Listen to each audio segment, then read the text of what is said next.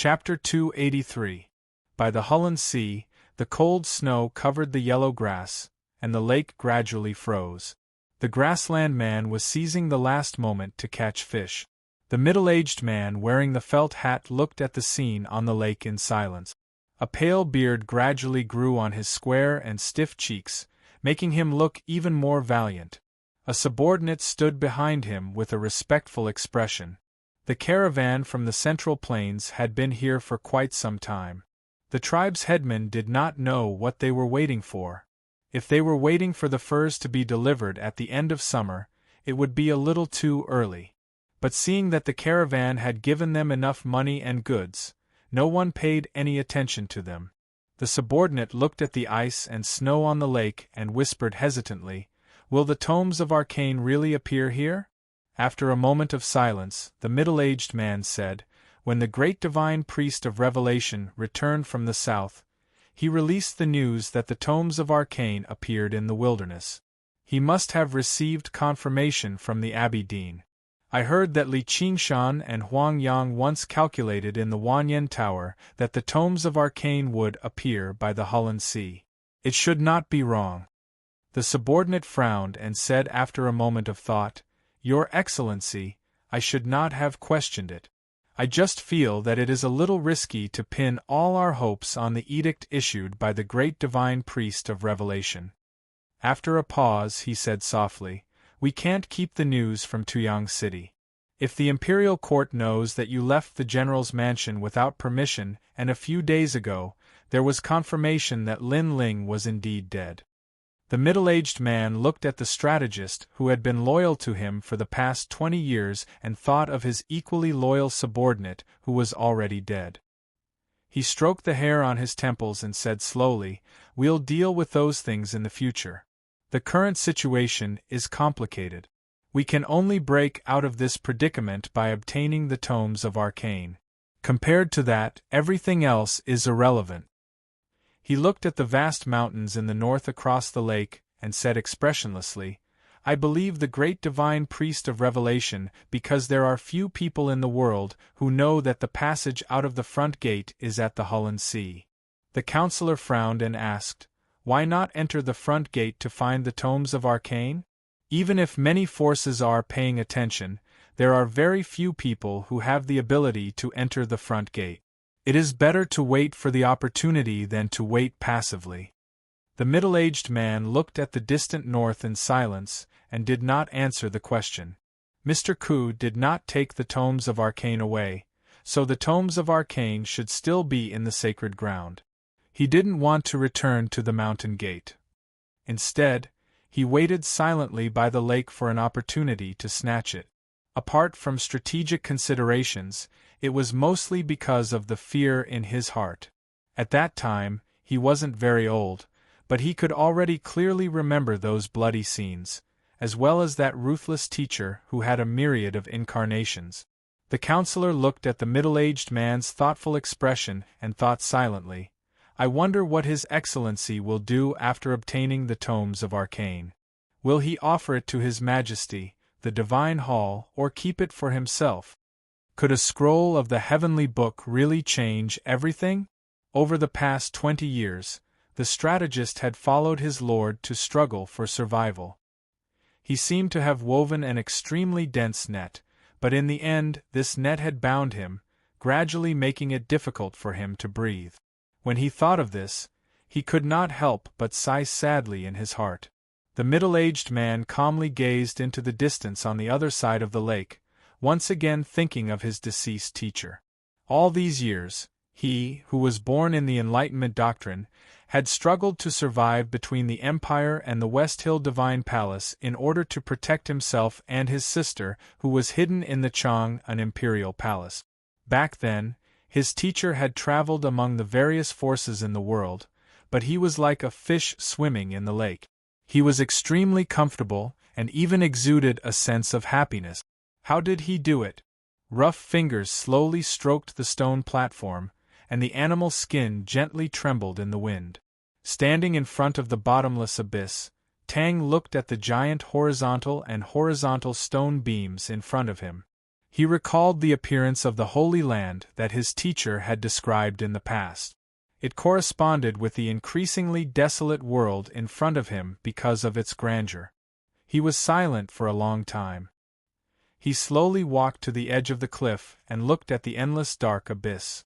He silently thought that Hautian Taoism had its reasons for being able to lead the Central Plains for 1,000 years. It should not be underestimated, especially since the Taoist of the Jisho Abbey must really have the ability to fight against the heavens. Since they placed so much importance on this matter, the tomes of the Heavenly Book must have been left in the front gate. But why hadn't they found it? He looked at the hall full of white bones not far away from his feet and suddenly said, according to the teacher, when Mr. Ku broke into the Holy Land with his sword, he did not kill everyone in the front gate. Before the teacher left, he confirmed that many of the disciples had also left. Other than the seniors who died in the battle, many of these white bones were people who committed suicide, and then the front gate was sealed. Tang Xiaotang opened her bright eyes and looked at the hall under the stone beam. She had already passed by that place, but she did not find anything. She curiously asked, "Where did those guys go?" A gust of wind swept past the stone beam, blowing up bits of gravel and clothes. Tang felt the aura of heaven and earth in the front gate in the wind. After a moment of silence, he calmly said, "I can't feel it. They should have left." After saying this, the brother and sister walked into the depths of the front gate. Tang's thick eyebrows slowly furrowed. There were many things that he could not see through in the past. There were also many things that he could not see through in this search for the tomes of the Heavenly Book. For example, he was sure that those people had left the front gate, but why did he still feel a little uneasy? Decades ago, Koharan had personally set up the confinement and directly turned this room into a world that was isolated from the rest of the world. As long as one did not step in personally, one would be able to discover the existence of this world. But if one really stepped into this world, one would never be able to walk out again. This was because this world was the hell that he had personally given to Lotus. Haha, woo-woo. You actually learned the Haoran sword. In the middle of the room, on the mountain of white bones, Master Lotus looked at Ning Ke and opened his toothless mouth to laugh like a child. Then, his lips pursed and he began to cry like a child. His laughter and crying mixed together, and it was extremely hoarse and unpleasant. Ning Ke held the padao and looked at him as he replied, "Yes." The old monk's gaze was as cold as ghost fire. He stared at his face and said faintly, "This can't happen." Ning Ke said, "It just happened." The old monk's next sentence came extremely quickly. He shouted like thunder, "Then aren't you being possessed by the devil?" Ning Ke's face was still expressionless as he replied calmly, "Yes." The old monk asked sternly, "Aren't you afraid?" Ning Ke replied, "In the face of death, I am not afraid of anything else." The old monk said mockingly, "But you are still possessed by the devil." Ning Ke frowned and said, "So?" The old monk screamed sternly, "Those who are possessed by the devil must die." Ning Ke said, "But you are still alive." The old monk shook his head slowly and said with slight mockery, "These are two completely different choices. In fact, the Enlightenment doctrine is just a moss-covered stone that hides in the dark to avoid Haotian's divine light. Even though we say that we do not respect Haotian, we are actually extremely afraid of Haotian's existence. That is why Haotian allows us to exist, even as a contrast to the light. However, when you pick up the sword left behind by that person, you will lose all respect and even fear Haotian. This is the true devil's path. Haotian will not allow people like you to exist."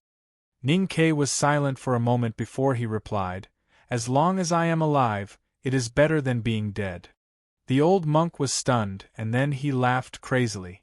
Turbid tears slowly flowed from the corners of his old and withered eyes. He pointed at Ning Ke's face with a trembling finger and suppressed his desire to laugh with difficulty. He panted and said viciously, "Madman Ku died after being possessed by the devil, and you are going to follow in his footsteps. I really don't know if the academy is a place cursed by God. You will all be destroyed by Haotian one by one. This is probably your fate. He stared into Ning Kei's eyes and panted as he said, You have to be strong enough to walk on this path. The faster you become stronger, the faster you will die. Don't think that you can escape from this fate. The old monk asked faintly, Has God ever spared anyone? Ning Kei was silent. His hands slowly gripped the hilt of the knife tightly, as if he was prepared to slash at his fate. Then, his reply rang in the dark and silent room. If man wants to defeat God, why would God spare him? This calm and proud reply moved Master Lotus slightly. He looked at Ning Kei quietly and suddenly said, The space in front of a cultivator is definitely his own world. Ning Kei had heard of this saying before, but he did not know why the old monk would say this now. The old monk looked at him and said slowly, You have comprehended the Howran sword. The sword style that Madman Ko hid in the mottled sword mark has entered your body. Then, the confinement that covered the sky and earth will naturally no longer exist. Ning Kei looked at him and said, I know. I can even feel the chi of heaven and earth seeping into the room. However, I also need time to adapt to this new aura in my body. The old monk sighed and said, Even at this point, you and I are still wasting time. Ning Kei said calmly, Time is fair to everyone. The old monk smiled and said, My time is up. Ning Kei said, My time is also up. As soon as he finished speaking, the old monk slowly raised his skinny arms. His tattered robes fluttered in the wind that came from an unknown place. With this simple movement, countless auras of heaven and earth seeped into the room through the cracks in the stone walls. Then, they turned into wisps of wind that surrounded his body. Ning Kei had absorbed most of the Howran sword style that Ku Howran had left in the sword mark to transform his body and open up the snow mountain and ocean of chi. Without the sword style, the sword mark only had the form and no spirit. Naturally, it could no longer support the confinement. Even though there were still remnants of the Howran sword style in the stone walls, it could no longer stop the old monk from connecting with heaven and earth. At this moment, the great blockage formation outside the front gate of the Devil's Doctrine sensed the sudden fluctuation of the chi of heaven and earth. The mossy sword marks on the craggy stones suddenly glowed with a dazzling light. The snow-capped peak reflected the starlight under the night sky. As the chi of heaven and earth rapidly poured into the front gate, it drove the stagnant aura between the stones and even caused the starlight to flow. The fresh aura of heaven and earth that was full of vitality finally passed through the broken confinement and came to the hall that had not been here for decades. Then, it poured into the old monk's skinny body like a flood. The old monk's sunken eyes suddenly shone brightly and turned into a crystal. His skinny cheeks magically became plump at a speed visible to the naked eye. His two arms that were stretched out in the wind became smooth and firm. Just like what he said before, his time was up. So was Ning Kei's time. He had completely understood the Howran sword chi that youngest uncle had passed to him. He could already control his transformed body and began to greedily and forcefully absorb the aura of heaven and earth that rushed into the room. Then, he turned it into his own power, absorbing the chi of heaven and earth into his body. This was the most obvious and most unacceptable feature of the Devil's Doctrine. After the fresh and inexhaustible aura of heaven and earth entered his body, it was branded by psyche power. Then, it passed through the passage between the snow mountain and the ocean of chi and turned into a majestic power. It passed through the meridians to every part of his body. His arms, muscles, bones, fingertips, and even his hair began to tremble at a high frequency, as if they were jumping for joy because they were powerful. The sole of his foot landed. With a crisp sound, he crushed a white bone in front of him. The second time he landed, his foot had crushed a large pile of white bones. Ning Kei skimmed to the mountain of bones and came to the front of the old monk. He held the knife with both hands and stabbed it into the old monk's chest. The blade of the knife vibrated at a high speed due to the strong power coming from the hilt. It cut and shook the surrounding air, causing wisps of white turbulence. The cold talisman on the surface of the knife was activated, but it was even more terrifying than the speed of the knife itself. This was the fastest attack he had ever made in his life. It was as fast as lightning. This was the strongest attack he had ever made in his life. It was as fast as thunder. The electric knife that carried the Great Spirit did not allow for the blink of an eye or even the time to think before it violently reached the old monk's chest. The sharp tip of the knife pierced into the old monk's chest before he could react. At this moment, Master Lotus was absorbing the chi of heaven and earth non-stop. His cheeks were plump and his arms had recovered. His body was full of vitality like a newly bloomed lotus. However, he did not expect Ning Kei's first strike to be so overwhelming and unstoppable. At this moment, he had recovered about 10% of his state power from his peak. He was once Lotus 32, who had thousands of incarnations and looked down on the common people. Even if he had only recovered 10% of his power, he would not be killed by such a strike. His skinny ghostly hands had become plump again. His skin was white and smooth, like two pure white lotus flowers. The white lotus flowers bloomed and its petals bloomed. The blade stopped between the petals and could not go any further into the old monk's heart. At this moment, the aura of heaven and earth that had broken through the confinement was still surging into the old monk's body. He was still growing stronger. Ning Kei groaned and his left hand slapped the end of the hilt heavily. At this moment, his left hand was like a heavy hammer. The padao went further into the old monk's chest. The tip of the blade started to ooze blood. The old monk looked at Ning Kei coldly. A terrifyingly strong psychic power pierced his sense of perception. With a puff, Ning Kei spat out a mouthful of blood. The blood dripped onto the hilt of the knife. His left hand landed on the hilt again. He endured the intense pain and his left hand turned into a hammer again, hitting the end of the hilt heavily. The blade went another inch deeper into the old monk's chest. To be continued. If you like this work, please come to Qidien.com to vote for me. Your support is my greatest motivation. Chapter 284. The old monk let out a shrill scream. His hands, which were like white lotuses holding onto the blade, started to tremble rapidly. A substantial force surged up along the blade and collided with the Howren sword that Ning Kei had infused into the blade. There was a loud bang. Dust flew up in the dark devil's hall. The bone mountain collapsed and the broken bones and bone fragments were like garbage. They were blown around by the strong wind and hit the bluestone walls. The unconscious Mo Shanshan and Yi Hongyu were also pushed to the corner by the strong impact. The chi of heaven and earth, which had not appeared for decades, continued to repair Master Lotus's broken body. It helped him to recover his state and strength at a terrifying speed. The first thing that became terrifyingly strong was his mental strength. The chi of heaven and earth was also absorbed by Ning Kei at the same time. It was then converted into the primordial chi in his body and finally turned into a powerful force that he had never experienced before. In the end, it was still a competition of time.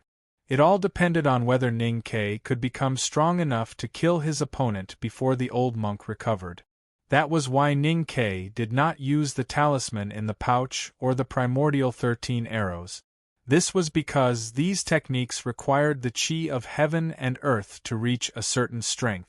It also required his psyche power to be completely unaffected by his opponent's mental strength.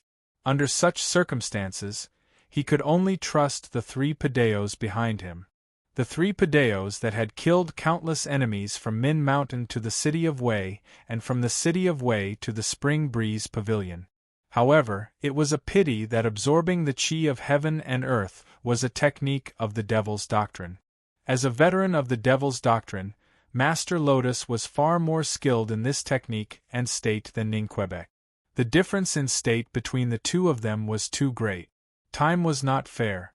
Ning Kei could not kill his opponent with one strike. As time passed slowly and unstoppably, the situation became more and more disadvantageous for him. He could clearly feel that his body was stronger than before. However, the hand that was holding onto the hilt of the padao started to tremble weakly. He could barely hold onto the hilt anymore. This was because the power coming from the blade was almost stronger than his. He looked up and saw the cold eyes of the old monk. When their gazes met, it did not produce a destructive effect like when their auras met on the blade. Instead, it was gentle and tranquil, like a drop of dew rolling off a lotus leaf and landing on the surface of a lake, causing ripples. When the ripples spread, it was a new world. Master Lotus' pitiful voice came from the night sky. "This is my world." Ning Ke looked at the billions of stars embedded in the night sky and remained silent. He knew that his sense of perception had finally been invaded by the old monk's terrifying spiritual power once again. He also finally understood that the space 1 foot in front of a truly powerful cultivator was definitely their world. Be it their power or consciousness, everything would be under their control. The night sky suddenly shook. It did not crack, but the billions of stars embedded in it fell. Those stars cut through the sky and smashed into the wilderness in front of him with long tails. The earth groaned and trembled painfully. The winter trees and frost grass were covered by the splashed mud or burned to ashes by the high temperature. He knew what this scene represented. The billions of stars that fell from the night sky were Master Lotus's spiritual power. The moaning and groaning wasteland, grass, and trees were his sea of consciousness. When the wilderness and the grass and trees were turned into a purgatory by the falling stars and turned into scorched earth, his sea of consciousness would be broken and he would either die or become an ignorant cripple. Ning Ke stood in the wilderness and looked at the wildfire caused by the falling stars. He looked at the horrifying crater in the wilderness nearby. He did not brush off the black mud on his body, nor did he hide, because he did not know how to avoid it. He had just inherited youngest uncle's legacy and risked being punished by heaven. He saw that he could survive in the midst of death, but he ended up in such a hopeless situation and was about to die. Was this really fate? Was it really Haotian's curse? His heart was cold and he even felt true despair. However, in the depths of his despair, there was still a strong unwillingness and a strong desire to shatter all these stars. It was as if an existence in the unseen world had sensed his strong unwillingness and desire. An extremely faint shadow slowly spread over his head and covered his entire body. He looked at the shadow in front of him and his own shadow that was even deeper in the shadow. He suddenly turned around. There was nothing in the wilderness behind him. There was only a statue. A black statue. The statue seemed to be a human, but also seemed to be a deity. As its back was facing the light, its face and body were immersed in the deep shadow and could not be seen clearly. The stars in the night sky were still falling. Hundreds of millions of stars kept hitting the wilderness and became denser and denser, gradually annihilating Ning Ke's body. After the appearance of this black statue, the falling stars were like moths that had seen a flame and were strongly attracted by an invisible force. They all swept toward the black statue. The stars that had caused such a huge commotion earlier were as weak as fireflies when they collided with the huge black statue. Hundreds of millions of stars were a group of weak fireflies.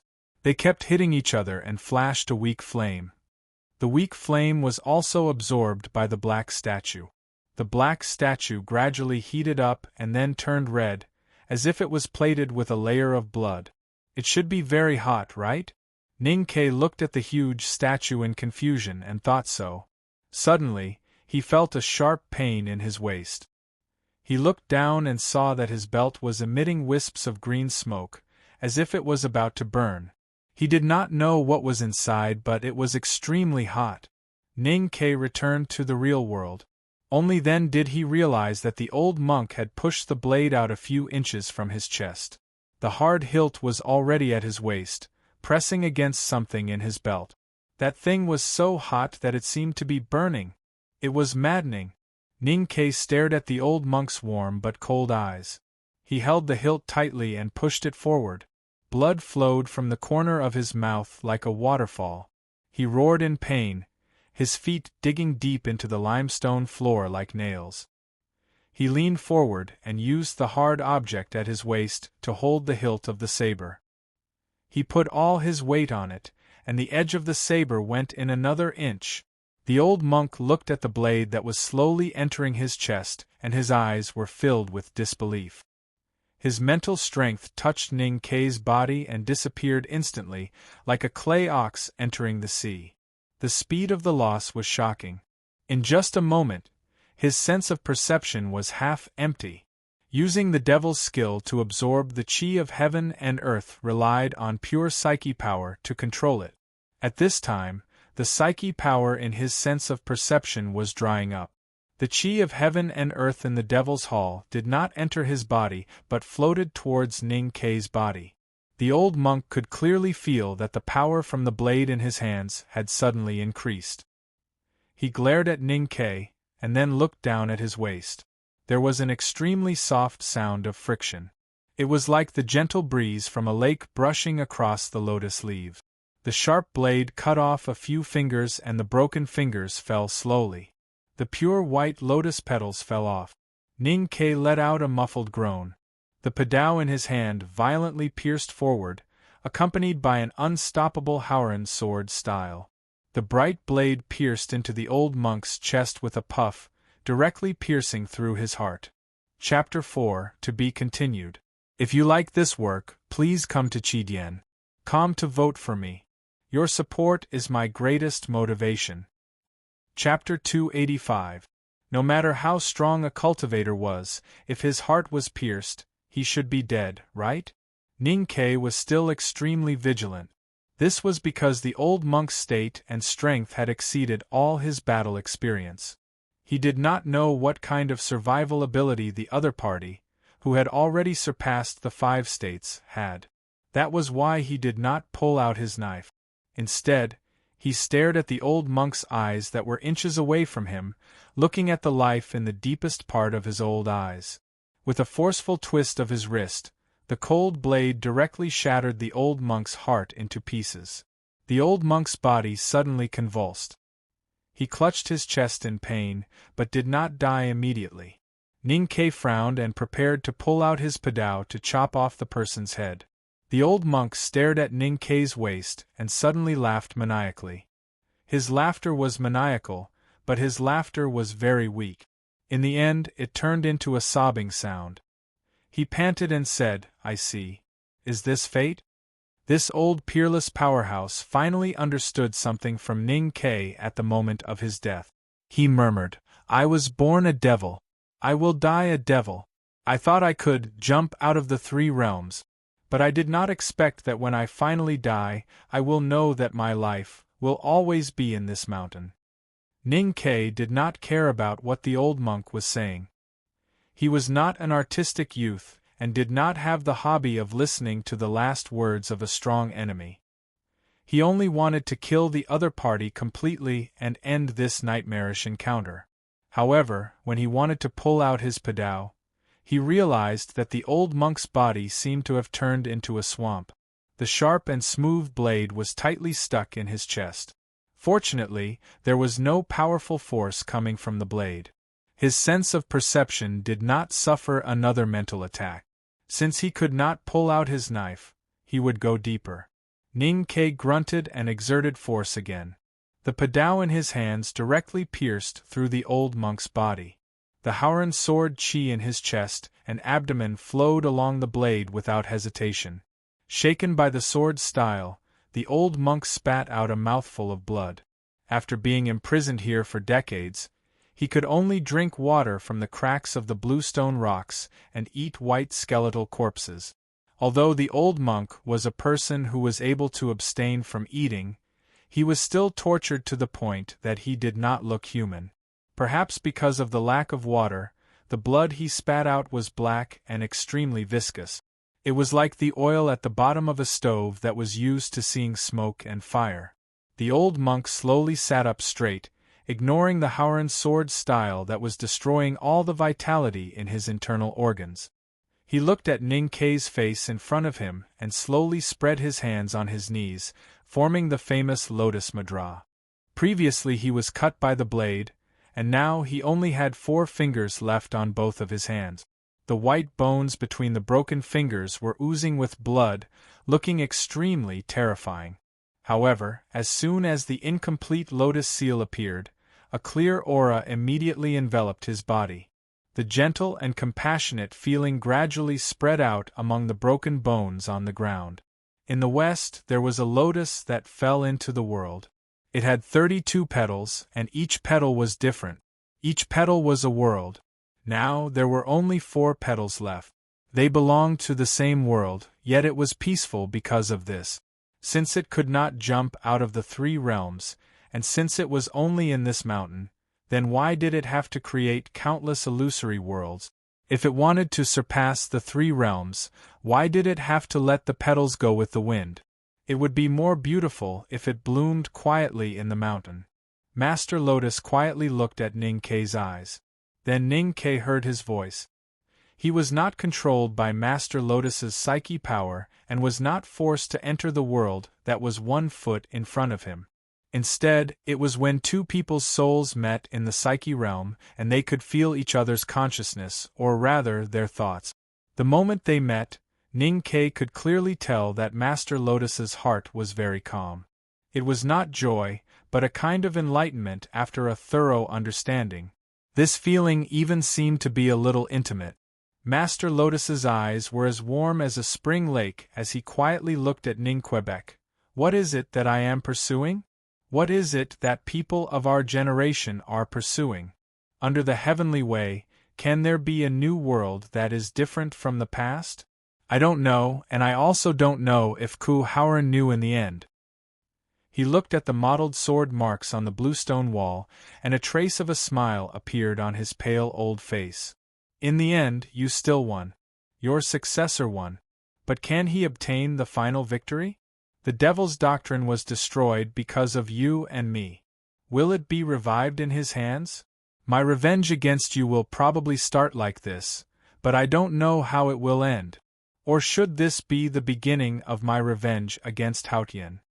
Then, Master Lotus retracted his gaze and continued to look at Ning Kei's eyes. Ning Kei's mind buzzed.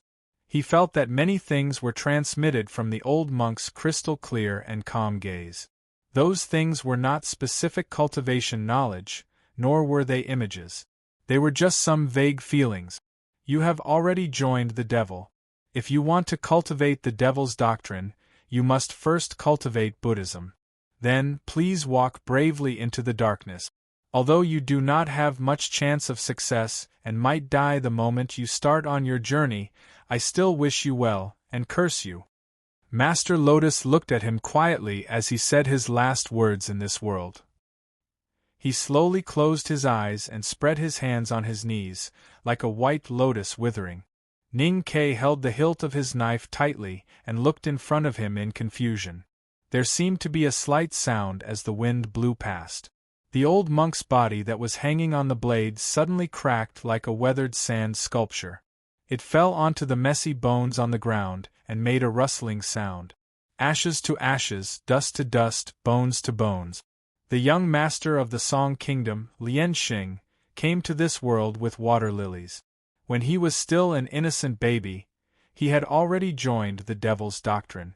This was not something he could choose, because his family had always been a member of the devil's doctrine. After marriage, his beloved wife discovered this secret and was killed by his father. He built a hut beside the grave to guard it. Since they could not live together, he wanted to die together.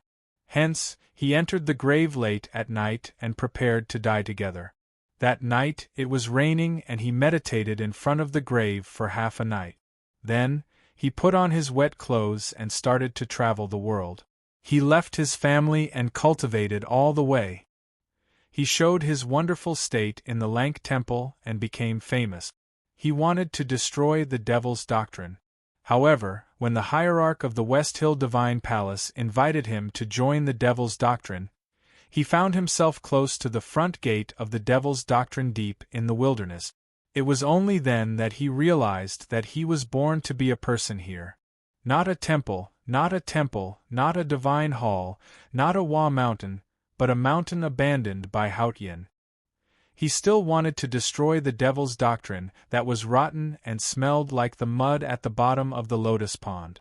However, he realized that after destruction, he should be reborn.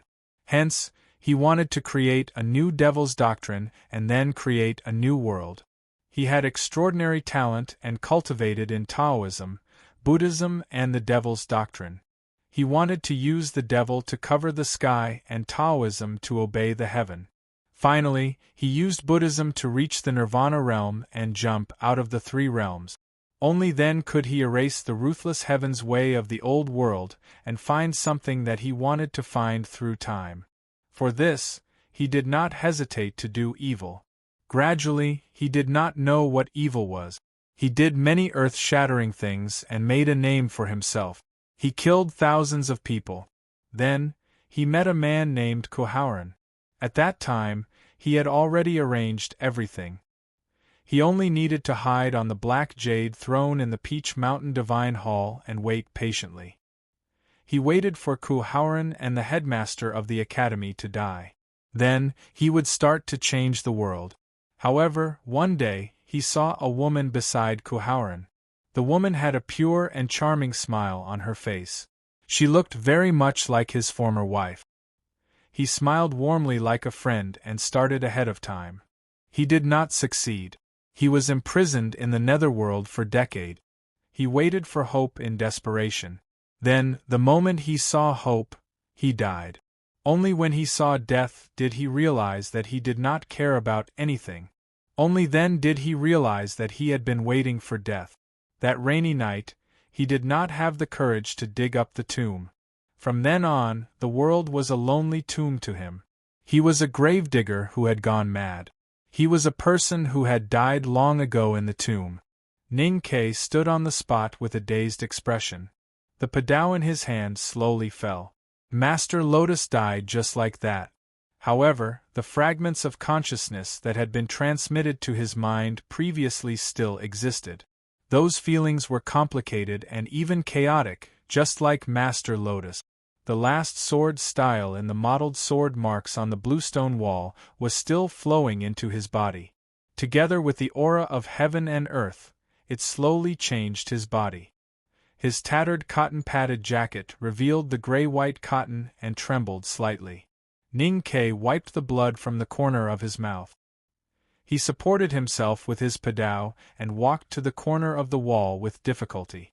After confirming that Mo Shanshan and Yi Hongyu were only unconscious and not dead, he finally felt relieved. According to his original way of doing things, he would definitely take the opportunity when the Tao addict was unconscious to kill her directly. However, looking at the horrible bite marks on her body, he did not know why he did not do it. Ning Ke sat against the wall and looked down at his chest. He began to cough violently. He felt the changes in his body and the consciousness that the old monk had passed to him. Fear and uneasiness gradually occupied his heart. If these things were known by others, what would the headmaster of academy and the academy do? Once he lost his biggest support, how could he survive in the world that was filled with Haotian's divine light? His body was on the verge of collapse due to the continuous heavy injuries. At this moment, he finally relaxed. The fear brought by his rationality and the intense pain from his injuries struck him, making him anxious and unable to calm down. He did not even have time to think about how to leave the front gate of the Devil's Doctrine. He frowned in pain and did not know how to face the future of his life. With a stomach full of doubts and fear, Ning Ke leaned against the wall and fainted. The Haoran sword style on the mottled stone wall floated down and indifferently surrounded his unconscious body. The speed at which the aura of heaven and earth poured into him became extremely slow, but it continued. It seemed that as long as he was alive, it would continue like this forever. He joined the devil in the depths of the mountain that was abandoned by Haotian. At this moment, in the far north of the wilderness, the hot sea gradually froze and entered a long night. This time, when the night came, it seemed that it would never leave. To be continued. If you like this work, please come to Chidien.com to vote for me. Your support is my biggest motivation. Chapter 286. While he was crossing the mountains, she was waiting quietly in Chang'an. It was the same winter, but the coldness was different. Fortunately, the night was still fair. It covered the Tianqi Mountains and Chang'an. In the Lin 47th Street in the middle of winter, the old brush pen shop welcomed another ordinary night. In the small courtyard, Sang Sang sat on a small bench and looked at the white light on her fingertip. Her dark face was illuminated by the light and her willow eyes became brighter, as if she was missing something. The old man smiled at her with his hands in his sleeves. His cotton-padded jacket was much cleaner than before, and his gray hair was combed smoothly. He still looked ordinary, which made it hard to believe that he was the great divine priest of light from the West Hill Divine Palace. A few days ago, there had been a few snowfalls in Chang'an. Tonight, the snow had stopped and the clouds had dispersed. The sky was clear and the dark night sky was dotted with thousands of stars, calmly watching the buildings on the ground and the people inside. The divine light gradually extinguished at her fingertip. Sang Sang looked up at the stars in the sky and asked seriously, "Teacher, the divine skill can sense and control Haotian divine light. Haotian divine light is the sunlight, so why can starlight also work?" The old man took out his hands from the sleeves of his cotton-padded jacket and was ready to explain the true meaning of Haotian. Sang Sang did not notice his action. She squinted at the night stars and frowned. She continued, "Are these stars in the sky countless suns? But they are too far away from us, so they look smaller and darker. That's why the aura we feel when we practice the divine skill is much lighter than during the day?" The old man sighed with emotion. He thought that he had realized this after practicing the divine skill for 3 years, but his new disciple found it so early.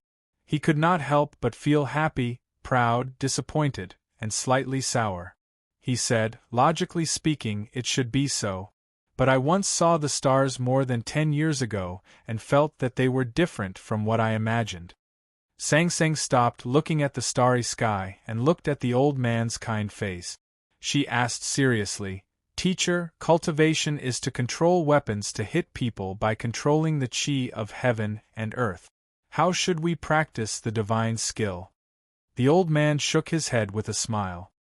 He wondered why his disciple was so obsessed with using divine skill to beat people.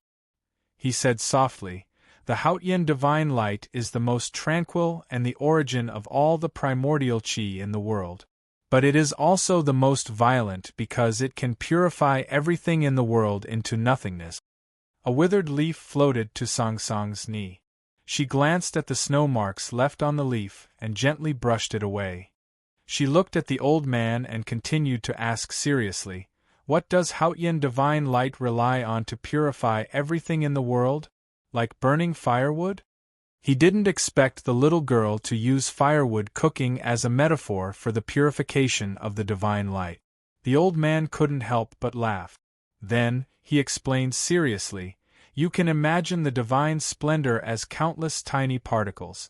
It is impossible to see the specific appearance of these tiny particles with the naked eye. These particles can emit light and possess almost infinite speed.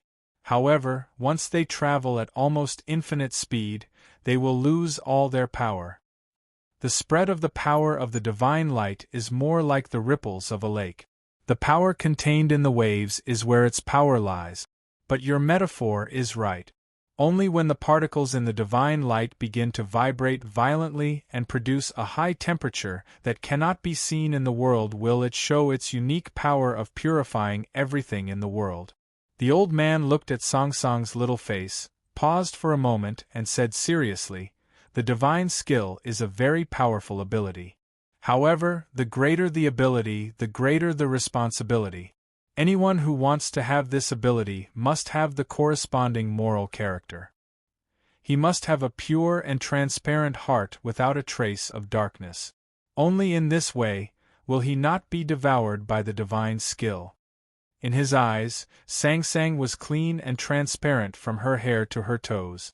It was because of this that he had been wandering around the 47th Street for so many days, as if he had found a treasure. He thought that she was the lucky chance that Haotian had given him. At this time, the old man talked about the divine skill in such a serious manner because he was worried that if he left this world in the future, this female disciple would be blinded by the darkness of the world and her heart would be clouded by dust. She would no longer be transparent. There was a well in the courtyard, and the bucket beside the well was filled with freshly picked up water. The starlight seeped in but could not stay. Sang Sang shook her head and said, "Transparency has no color. But whether it is darkness or light, they are all colors." The old man was silent. He slowly thought about the female disciple's words and felt that they were very reasonable. Vaguely, he found that this statement was correct. He sighed with emotion and thought that perhaps only a truly transparent person could understand this point. Sang Sang continued seriously, "Young master used to teach me that power is power. It has no attribute like good or evil. Don't believe in any words about innate good or evil." The old man looked into her eyes and found that there was no doubt in her eyes, only certainty and natural belief. His expression changed slightly, and he thought that the young master seemed to be an interesting person. These days in the old brush pen shop, he heard countless nonsense or epigrams left by the young master through Sang Sang. He was a little curious about how the young master could develop such a realistic and certain idea, and he was also a little emotional about the young master's luck that Sang Sang could trust and rely on him so unreasonably. "Since you are more interested in the power of the divine skill, let's have a try." The old man smiled and stretched out his index finger. A ball of sacred white flame appeared on his fingertip. There was no temperature in the holy white flame, but the next moment the courtyard was shrouded in a dry and burning atmosphere, and the temperature in the flame began to spread. "The first thing we need to do is to perceive and condense the Haotian divine light between heaven and earth, and then with reverence ask the divine light to spread its heat and power outside the light." The ball of white flame floated down from the old man's fingertip and fell on the winter leaf that Sang Sang had brushed off her knee. With a soft sound, the residual snow on the winter leaf and the leaf itself disappeared instantly. Not even a trace of smoke was left. Looking at this scene, Sang Sang lowered her head and thought quietly for a moment. Then, she raised her head and imitated the old man. She stretched out her index finger, and a round and lovely flame appeared on her fingertip. The flame contained a terrifying heat. The old man looked at the flame on her fingertip.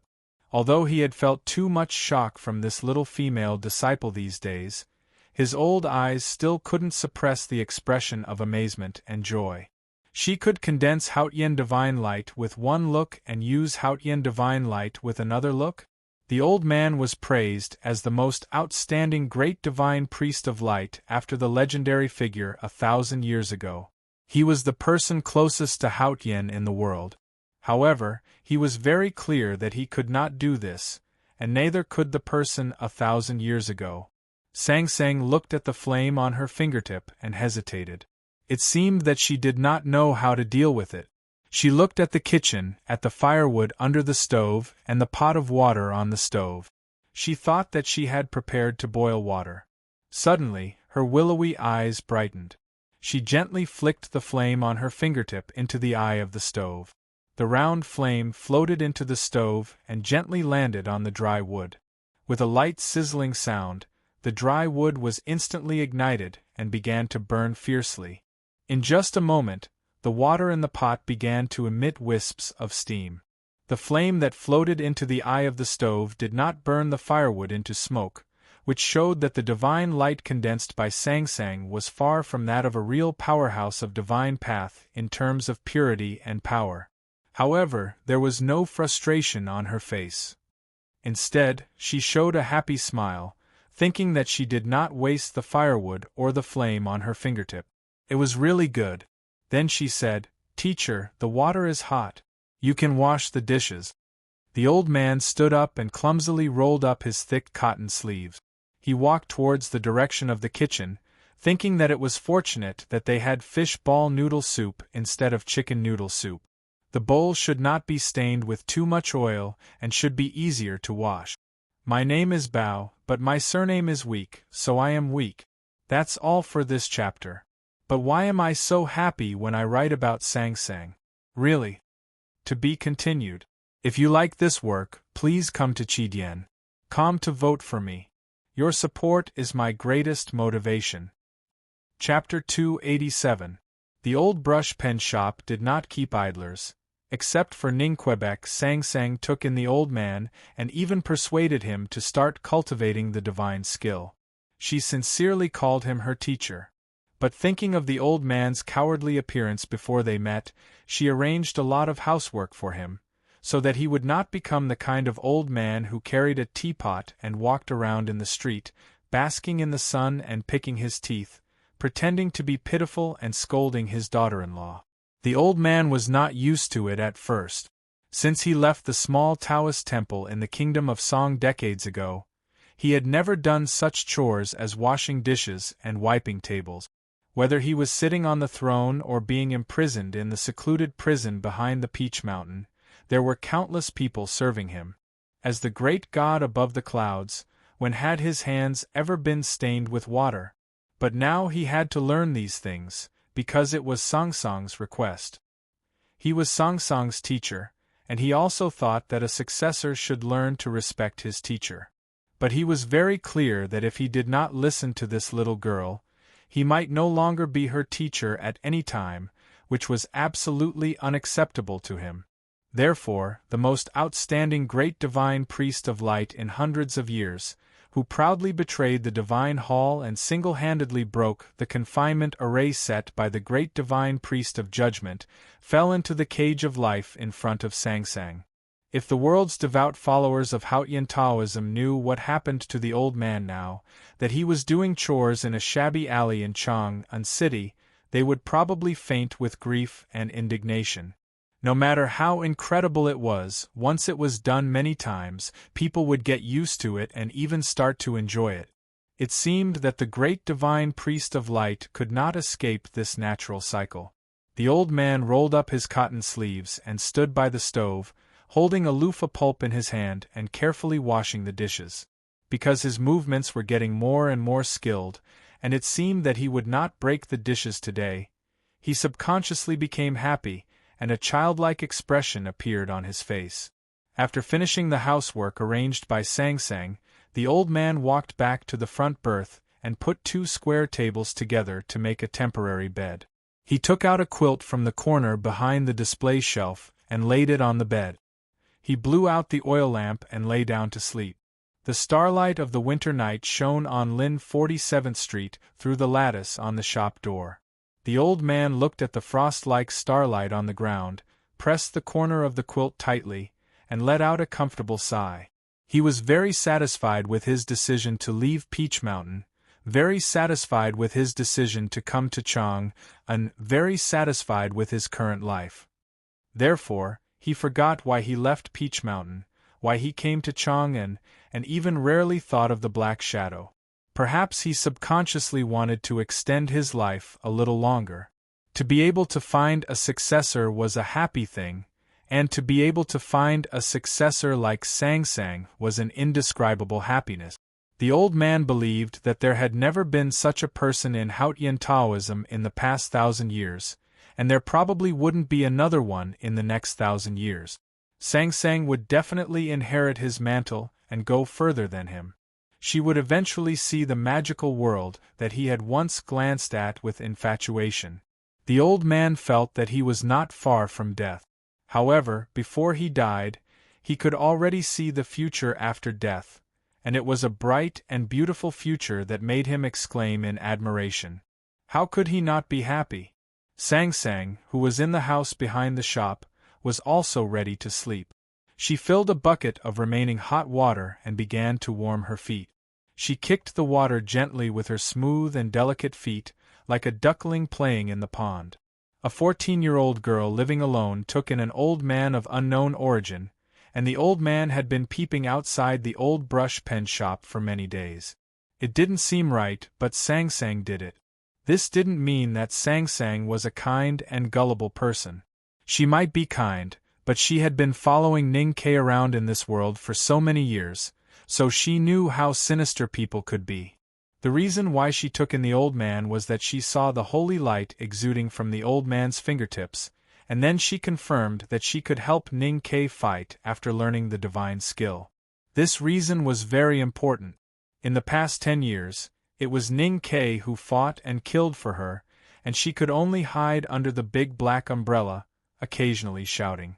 Now that she had become a big girl, she should be able to do more things, such as helping Ning Ke fight and kill when necessary. After getting along with the old man for a long time, Sang Sang even developed a sense of closeness like family, because she could feel who was really good to her. She found that the old man treated her just a little less well than Ning Quebec. I don't know what young master is doing now. It's cold in the wilderness, isn't it?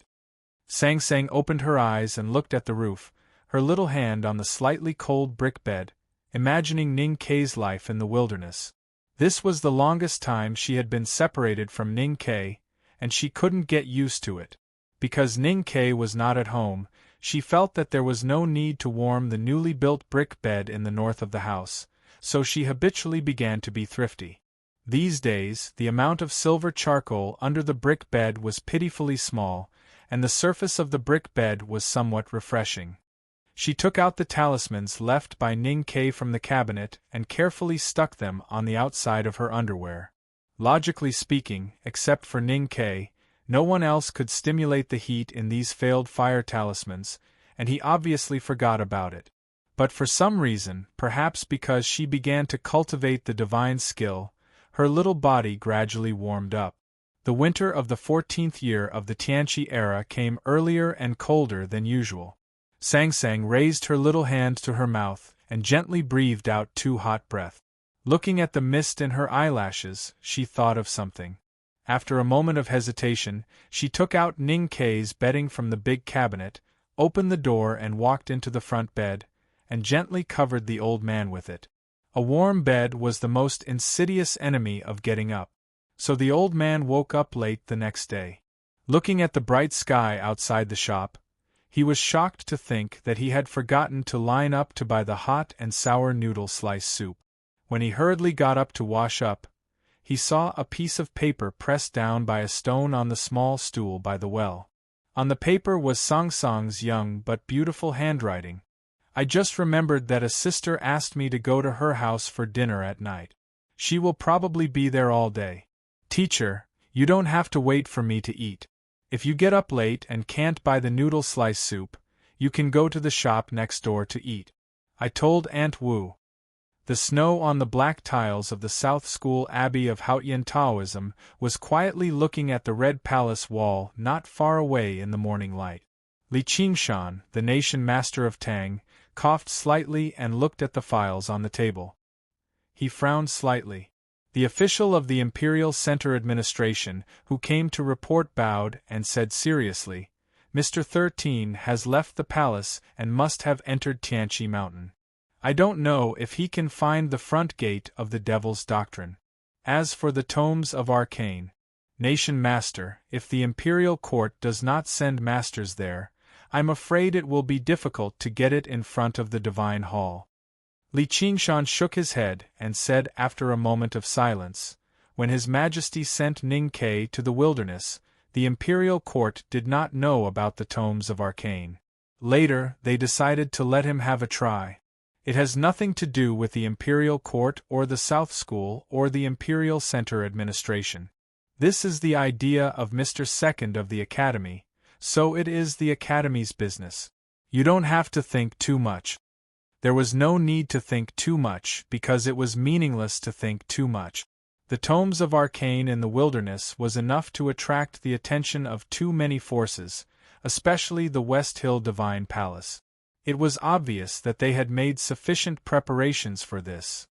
although the intelligence said that the hierarch lord and 3 great divine priests were still in Peach Mountain. Who knew whether people from the abbey would go there or not? Facing such a situation, the Tang Empire could only defeat the Divine Hall and get the Tomes of Arcane if they launched an all-out attack. However, it was obvious that the Imperial Court would not do this. The Academy was the right way to go. However, Li Qingshan also did not understand why the Academy would put all their hopes on Ningquebec. After all, that guy's state was really terrible. Li Qingshan did not spend too much time and energy on this matter. He began to read other files sent by the Imperial Center Administration. Now he was completely focused on searching for the traces of the great divine priest of light. The headmaster of Academy was traveling far away, but there was such a powerful and terrible great divine priest lurking in Chang'an City. Both His Majesty and himself would feel very uneasy. The ambush in the late general's mansion ended in failure. Although the Empire did not suffer any loss, the South School of Haotian Taoism and the military had been conspiring for a long time, but they got nothing. It could be called a fiasco. In that battle, Li Qingshan did not fight with the great divine priest of light face to face. But he knew that he lost, and the way he lost made him feel very humiliated. If he knew that the great divine priest was washing dishes at this time, would he feel better? Where on earth are you hiding? Stepping on the ebony floor, the nation master slowly walked out of the hall. He stood by the railing and watched the withered flowers and snow for a long time. Then he flicked his sleeves and left the southern gate temple. His eldest disciple, He Mingqi, hurried to follow him. He glanced at the clear sky and thought that it probably would not snow today, but he still clamped the yellow paper umbrella under his armpit.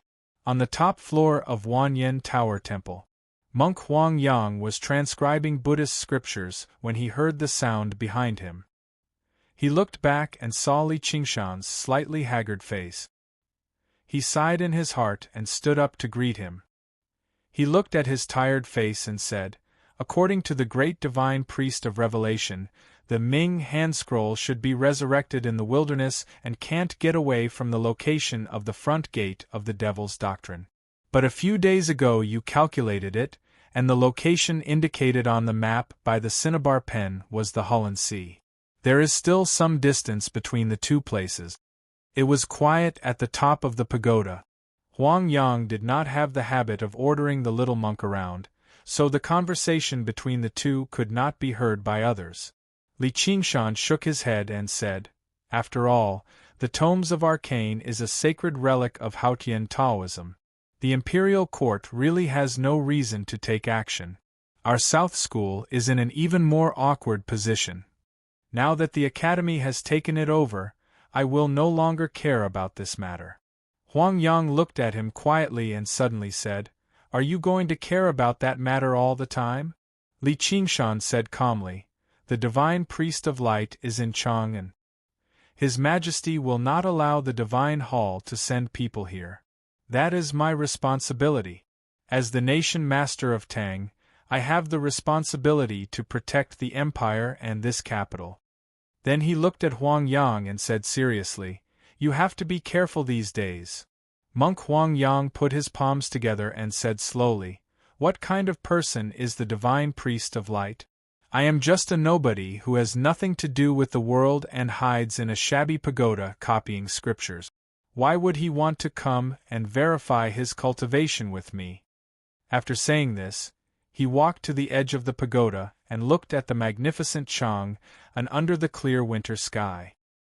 He said calmly with a smile, "If he really dares to come, although I am incompetent, if he does not show his real power, there is no reason to erase me from this world quietly. At that time, the big tactical array of Chang'an City can suppress him in an instant." Now, neither the West Hill Divine Palace nor the Tang Empire knew why the Divine Priest of Light came to Chang'an City after escaping from the Peach Mountain. If it was because of the prophecy and the old matter more than a decade ago, it did not make sense. If he wanted to harm the Tang Empire, then Li Qingshan and Huang Yang monk were undoubtedly the most likely targets. In this case, Huang Yang monk's previous words had the compassion and fearlessness of feeding a tiger with his own body. Li Qingshan looked at the old monk's robe and shook his head after a moment of silence. He said, "We are too passive. We must find him first." Monk Huang Yang turned around and found that there was a chessboard in front of Li Qingshan. Li Qingshan was reaching for the chess box. He was slightly surprised and said, "Are you going to make a divination again?" Li Qingshan put his right hand into the chess box and touched the slightly cold chess pieces.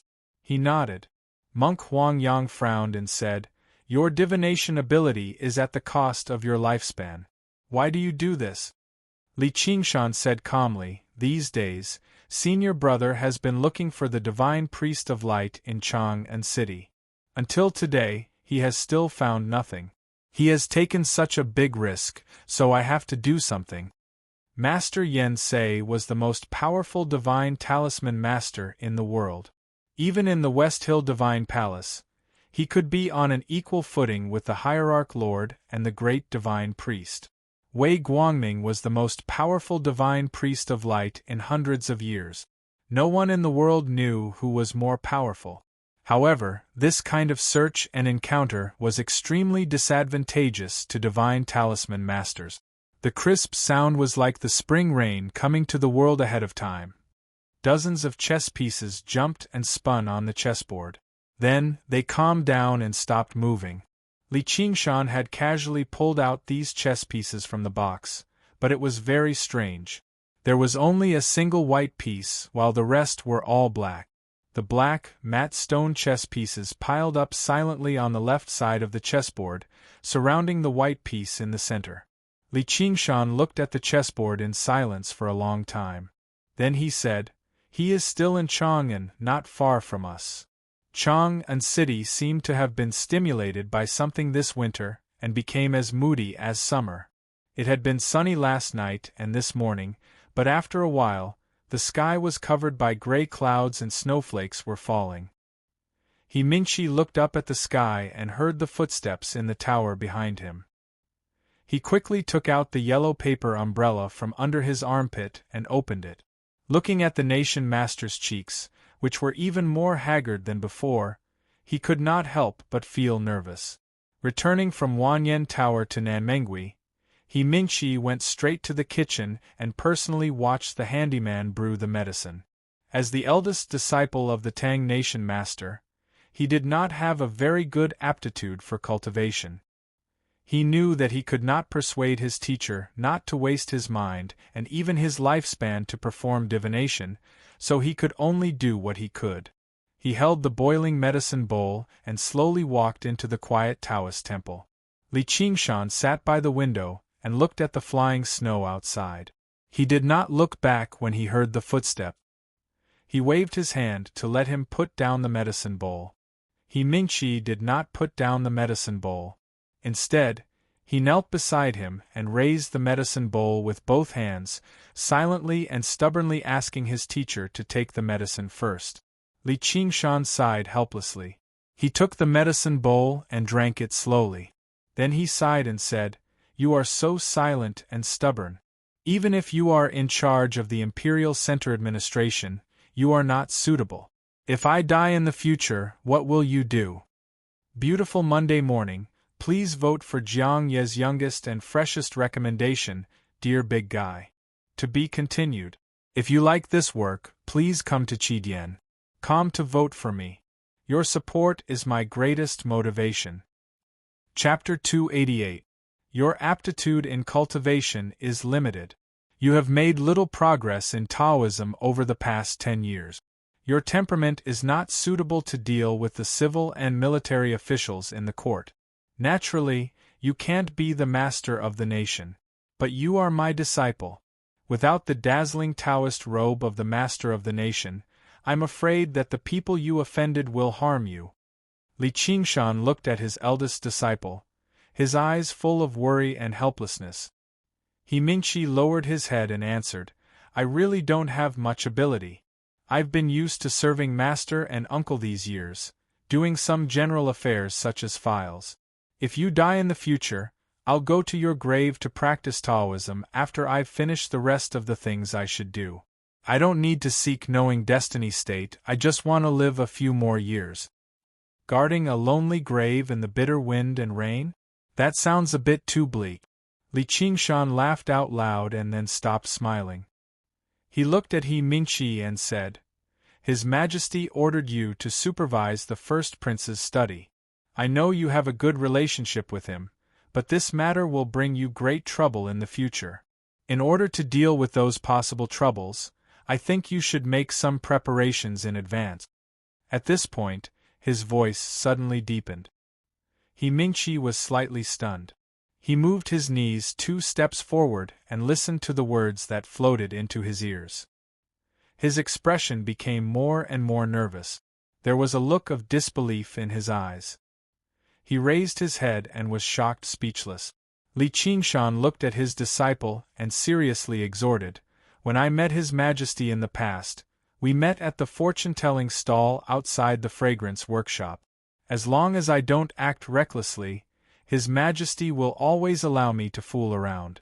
I hope you can also become the first prince's partner or even friend. In this way we can be master and disciple. He Mingqi was so touched that he knelt on the ground, completely speechless. Li Qingshan looked at him tenderly and said, Go. He Mingqi left. Li Qingshan turned back and looked out of the window. Watching the slowly falling snowflakes, he was lost in thought. Everyone knew that although he was in a high position, he was born in the streets and was an interesting person who liked to laugh and scold. However, after sitting in the position of the master of the nation for such a long time, he had to think about the important matters in the court. He knew very well who would inherit the throne. As long as the Academy kept its vow to stay out of politics, no one in the empire, be it the military or the prime minister, had the right to speak. It was all up to His Majesty. If His Majesty decided to let the second prince inherit the throne, then everything would be fine. If the emperor decided to let the eldest prince inherit the throne, would the empress really be willing? So many years had already passed, but Li Qingshan was still unable to understand why the emperor and empress would have such deep feelings for each other. However, he believed in his own eyes. He believed that the feelings between the emperor and empress were sincere. When His Majesty was present, the empress would willingly wash her hands in the depths of the palace, but what about after His Majesty left? He looked at the slowly falling snow outside the window and sighed softly. As the master of the Southern Gate Temple of Haotian, did he really dare to hope that the Saintess of Diabolism would let go of the supreme power of the Tang Empire? Last month, my uncle held a banquet in his mansion and wanted to introduce me to some officials in the court. However, 3 or 4 officials heard that I would also attend the banquet, so they turned back halfway and did not come to see me. And the day before yesterday, that woman held a banquet in the palace. All the officials with some status in the court sent their wives to the palace to flatter her. I think they even wanted to send their own mothers there. What on earth are they thinking? Don't they know that I am the eldest son? In a quiet courtyard, a young man dressed in bright yellow clothes sat on a chair and cursed at the falling snowflakes in front of the courtyard. There was no longer any morbid nobility on his pale and tender face, only endless hatred and resentment. Liu sat on a chair next to him and was watching the falling snow. Hearing this, she could not help but frown. The things that happened in the court recently made her a little uneasy, and now she was even more displeased. She scolded in a low voice, "That's our mother. What do you mean by that, woman? It's even worse to criticize the officials so rudely." The young man in bright yellow clothes was the first prince, Li Huiyuan. Hearing his sister's scolding, he was a little shocked, but he still held his head high and said stubbornly, "Sister, we only have one mother. I don't think she is qualified to be our mother. Those officials are very unbearable in themselves. What's wrong with me saying a few words?" Liu looked into his eyes and said solemnly, "As the successor of the Tang Empire, there are countless eyes watching you in the dark. So you have to pay more attention to your words and actions at all times. Li Huiyuan sneered and said, "The problem is that father didn't make me the crown prince. That's enough." Li Yu slightly frowned and asked, "How are your studies in the Imperial College?" Li Huiyuan shrugged and showed an indifferent expression on his pale face. "Father asked He Mingqi to watch me every day. It's impossible for me to play truant even if I want to. Don't worry, the Grand Secretaries all say that I'm diligent." Li Yu saw that he did not seem to be pretending and felt a little better. She reminded him, "He Mingqi is also in charge of the affairs of the Imperial Center Administration. He also has to watch you study. It's very hard. Don't be angry at him." Li Huiyuan did not understand why she suddenly mentioned this. He said confusedly, "I have a close relationship with Mingqi. Of course I won't be angry at him. But why are you so cautious about this?"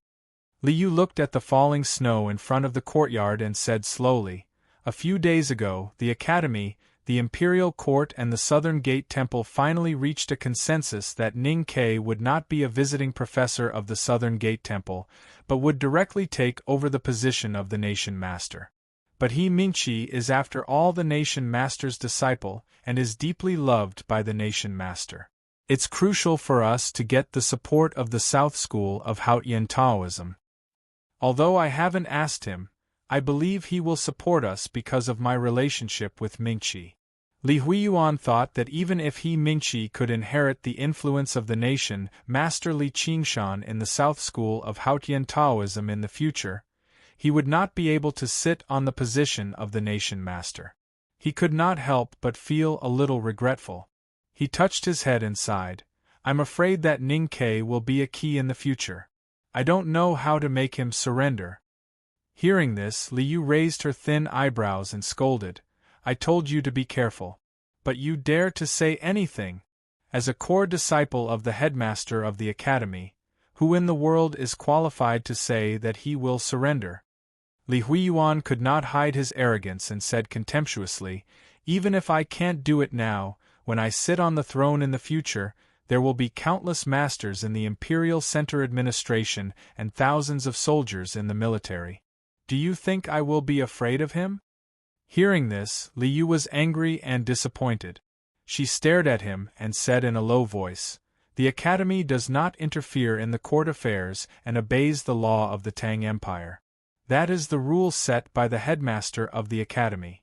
But the court is not able to make them follow this rule.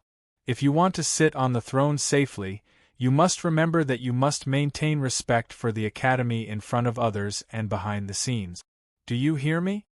Li Huiyuan was shocked by the anger in her eyes.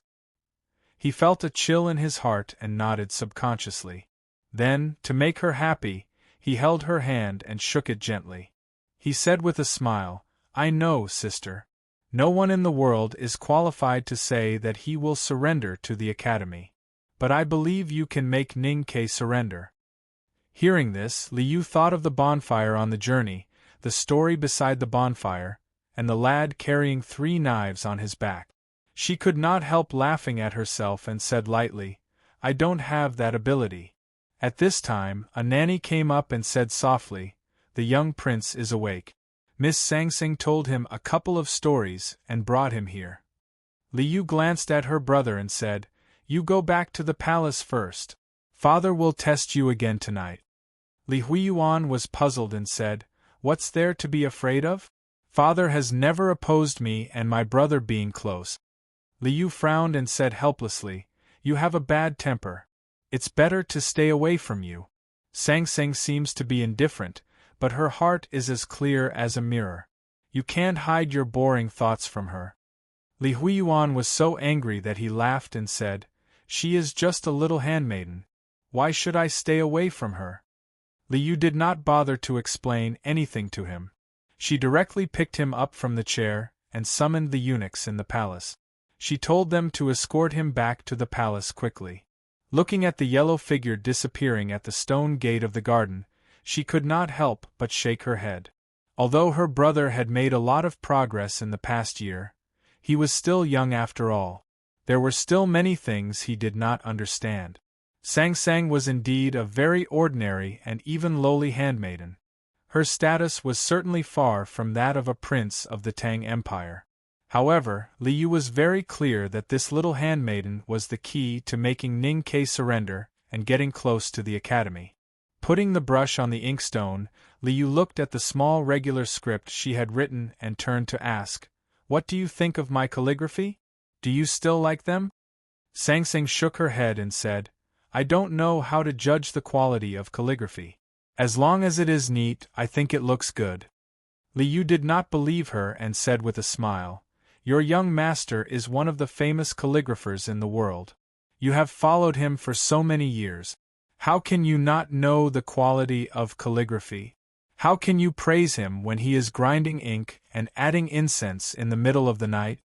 Sang Sang opened her bright willowy eyes and said seriously, "Young master's calligraphy is naturally good. He doesn't need to think of words." Li Yu thought about the meaning of her words and found the pair of master and handmaiden more and more interesting. She joked and said, "In your eyes, Ning Ke is the best in everything he does. I really don't know how the two of you got along with each other like this. Now that he has been away from Chang'an for some time, are you used to it? Do you miss him at night?" Since returning to Chang'an from the city of Wei, Sang Sang often met with Li Yu. The Tang princess and the little handmaiden really had some affection for each other and did not care about their status when they talked. However, when she heard this, Sang Sang was probably a little embarrassed and actually threw a little tantrum. She turned around with a cold face and ignored her. Li Yu smiled. She was very clear that this kind of teasing could only be used occasionally in the conversation to shorten the psychological distance between the two. The little handmaiden seemed to be embarrassed and annoyed, but in fact, she should be happy with the hidden meaning in this kind of teasing. However, Sang Sang was still young and probably did not know what this kind of emotion was. She did not even know why she was embarrassed and annoyed. Ning Ke, who was not in Chang'an, was obviously in a state of confusion. Sang Sang stood by the courtyard and looked at the falling snow outside. Her slender figure in the background of the messy snow formed a somewhat lonely and touching picture with some kind of hope. Li Yu quietly looked at this picture and put the figure of Ning Ke's back beside the little handmaiden in her mind. She found that the picture instantly became rich and harmonious, without the slightest incongruity. She silently sighed and dispelled the trace of envy and regret in her heart. Thinking of a certain news, she softly asked, "I heard that you recently took in a lonely old man in the old brush pen shop?" Sang Sang was slightly startled, turned around and nodded. Li Yu looked at her slightly dark and thin little face and felt a surge of love in her heart. She seriously reminded her, "Although Chang'an is peaceful and there are people watching over the shop, you should still be careful about this kind of thing." Sang Sang felt the concern and affection in Her Highness's words and seriously comforted her. "It's okay. He is very honest." The great divine priest of light, who had led 2 bloody cases in the world more than 10 years ago and whose hands were stained with the blood of hundreds and thousands of innocent people, could be described as honest? This was a question worth thinking about. But the old brush pen shop was indeed fine. Thanks to Ning Ke's numerous solemn requests before he left Chang'an, the Lin 47th Street now looked as lively and noisy as usual. In fact, the Imperial Palace's bodyguards often secretly came over to inspect. The Chang'an local government's runners patrolled more than 5 times a day, and the Fish Dragon Gang never left to protect the shop from dawn to dusk. Today, apart from the Imperial Palace, this inconspicuous alley was probably the safest in Chang'an. What was strange was that whether it was the Imperial Palace bodyguards, the Chang'an local government or the Fish Dragon Gang that ruled the underground world of Chang'an, they were all carrying out another order recently. They were looking for an old man. However, no one would have thought that the old man they were looking for was in the bookshop that they were guarding. In the evening, Sang Sang was worried about the old man's food and came back from the princess mansion early. She took out the key to open the shop door and walked to the patio to have a look. As expected, the old man was squatting by the stove, preparing to heat the leftovers. She could not help but frown and open the food box that she brought back from the princess mansion. She said, "Eat this." A few days ago, she had tried to let the old man cook. But that night, she saw the blackened rice and the half-empty woodpile beside the stove. She decided not to try this again in order to save rice and dry wood. Just when the old and the young were about to eat dinner, there was a knock on the door. Sang Sang got up and was about to open the door when she suddenly thought of something. She lowered her head and continued eating. The old man understood. He brushed a grain of rice off the front of his cotton-padded jacket and got up to open the door. The door of the old brush pen shop was opened. A monk was standing at the bottom of the stairs. The monk was very young and wore a tattered frock. He had a handsome face and seemed to be above the mortal world. The monk was surprised to find that it was the old man who opened the door. He said, "I'm not looking for you." The old man was stunned. He turned around and said, "I'm looking for you." Sang Sang walked over with a bowl of rice. She looked at the young monk and frowned for a while.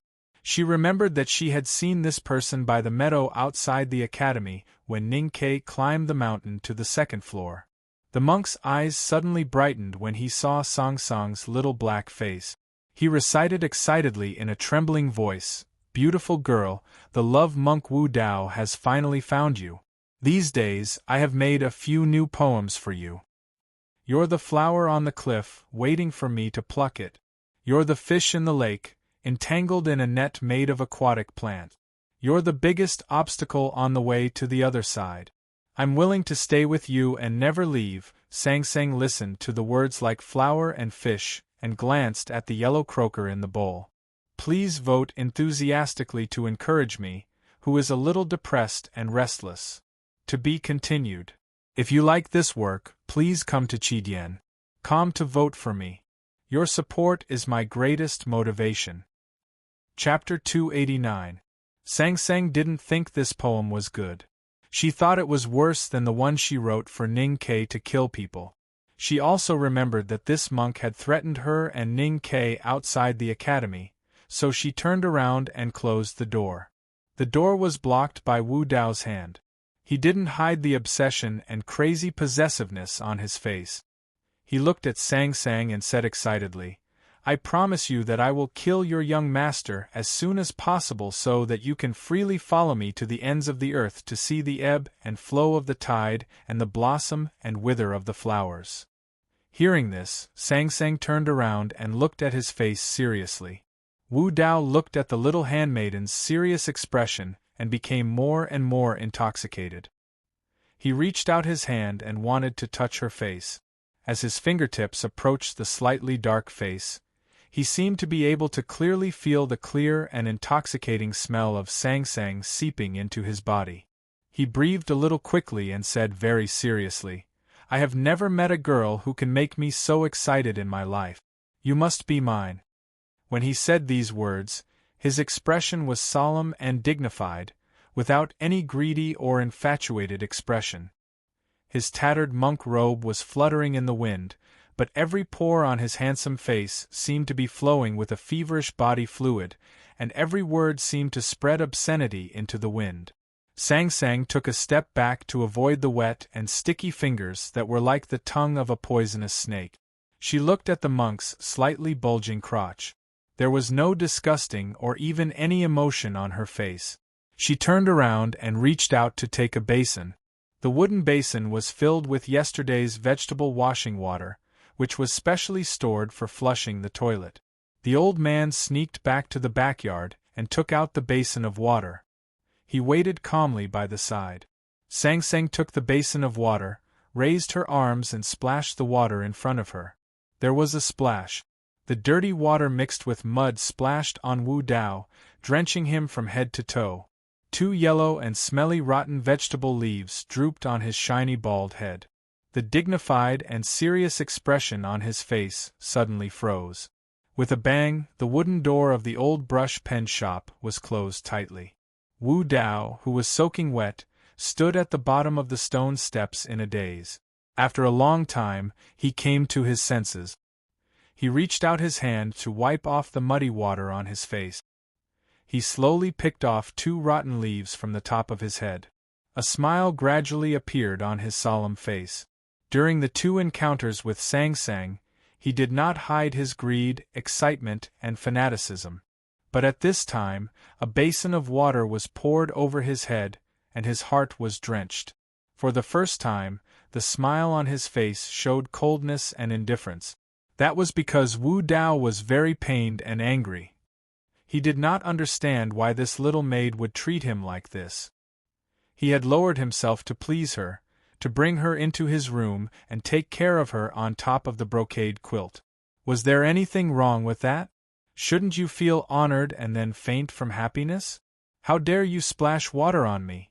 However, because of this, he was more interested in Sang Sang. Under the cold smile, his heart, which wanted to possess her and plunder her clean body, beat faster and more excitedly. The men of the Fish Dragon gang, who had been monitoring the Lin 47th Street, noticed the movement in front of the old brush pen shop. Several men in cyan came over and surrounded Wu Dao. They lowered their voices and said coldly, "The one who lives in this shop is Mr. Chi's friend. If you don't want to live to see tomorrow's sun, you'd better leave now and never come back." Wu Dao, the love monk, came from the unknown place, so he did not care about these secular Jianghu people. However, Chang'an was full of hidden dragons and crouching tigers. There were many powerhouses in the Tang Empire. Even he dared not to be too presumptuous. Moreover, it was not night yet, and there were many people pointing at him in the alley, which was very inconvenient. After a moment of silence, he looked into the shop through the wooden door and said softly with a smile, "I will come back." After saying this, he did not care about the Fish Dragon gang members in cyan clothes, trousers and shoes. He lightly brushed his monk robe, turned around and indifferently walked out of the Lin 47th Street. His monk robe swayed slightly, and his straw shoes crushed the fallen dead leaves for a long time. The shadow cast by the bare branches of the winter tree covered his calm face. On the night when he climbed the mountain on the 2nd floor of the academy, he was slightly punished by Master Yen Sei. Then he temporarily left Chang, and to travel in the mountains in the south. He had not been in the Tang Empire for several months, and even rarely saw people. Therefore, he did not know what happened after spring. He did not know who the little handmaiden who made him inexplicably excited was. He did not even know who Ning Ke was. He just hated a guy named Zhong Dajuan. Spring passed and winter arrived. It was getting colder and colder. Time always diluted many things, such as fear. Wu Dao plucked up his courage and returned to the Tang Empire. Through some channels, he knew that Master Yen Sei seemed to be worried about something recently. He thought that the horrible divine talisman master would not remember him, so his fear gradually disappeared. Then he bravely came to the capital Chang'an, because he missed the little handmaiden very much. He wanted to have her very much. It seemed to be fate or lucky chance. He saw her on the 2nd day after he entered Chang'an. He followed her all the way from the Princess Mansion to the Lin 47th Street. He could not suppress his excitement and knocked on the wooden door of the old brush pen shop. Finally, he got a basin of dirty water and 2 pieces of rotten vegetables. It did not matter. The passion and the inexplicable attraction in his heart could not be extinguished by a basin of water. He was Wu Dao, the love monk. Since he left the Xiankong Temple, he had traveled around the world. Whether it was the Yueluan Kingdom or the South Jin Kingdom, countless girls from rich and poor families had fallen for him. How could he be frustrated in front of a little handmaiden? Wu Dao smiled and walked in the alley under the winter trees. Thinking that his wish was about to be fulfilled, he felt happy and calm. The old man looked through the frame of the wooden door and looked at the back of the young monk who was walking to the entrance of the alley. He thought in silence, a lascivious monk could actually feel the uniqueness of Sang Sang. The Xiankong Temple is indeed extraordinary. Walking back to the backyard, he found that the basin of water for washing vegetables was thrown to the corner. Sang Sang did not return to the table to eat. Instead, she squatted beside the stove and stared at the weak but pure divine light on her fingertips in a daze. "You don't want to eat any more?" the old man asked. Sang Sang shook her head and flicked her fingers. The dry firewood in the stove was quickly ignited. However, she frowned. The old man smiled and said, "There are people in Buddhism who are crazy about karmic cultivation. That's probably why the monk was crazy." Sang Sang ignored him. She held her chin and stared at the burning firewood in the stove. She was seriously thinking about how to quickly improve her divine skill. Her current state was too low. The Haotian divine light that she could condense was weak and weak. Its power was similar to that of ordinary fire. It could ignite firewood, but it could not deal with those powerful cultivators. The old man looked at the determined expression on her little face and sighed. He said, "Mental obstacles are very bad for cultivation." Sang Sang did not turn her head and said softly, "He said he wanted to kill young master as soon as possible." She said nothing else and did not make any request. But the old man knew very well why she was so eager to improve her state. She wanted to kill the young monk as soon as possible. The old man looked at Sang Sang's back and smiled without saying anything. The night had just arrived. The twilight was still stubbornly in the west. It was dinner time. There was no one in an alley in the east of Chang'an City. The winter trees along the alley drew countless irregular small squares in the dark sky. Wu Dao withdrew his gaze from the sky and was about to move forward with a smile. However, the next moment, his pupils suddenly shrank. There was a person at the entrance of the alley.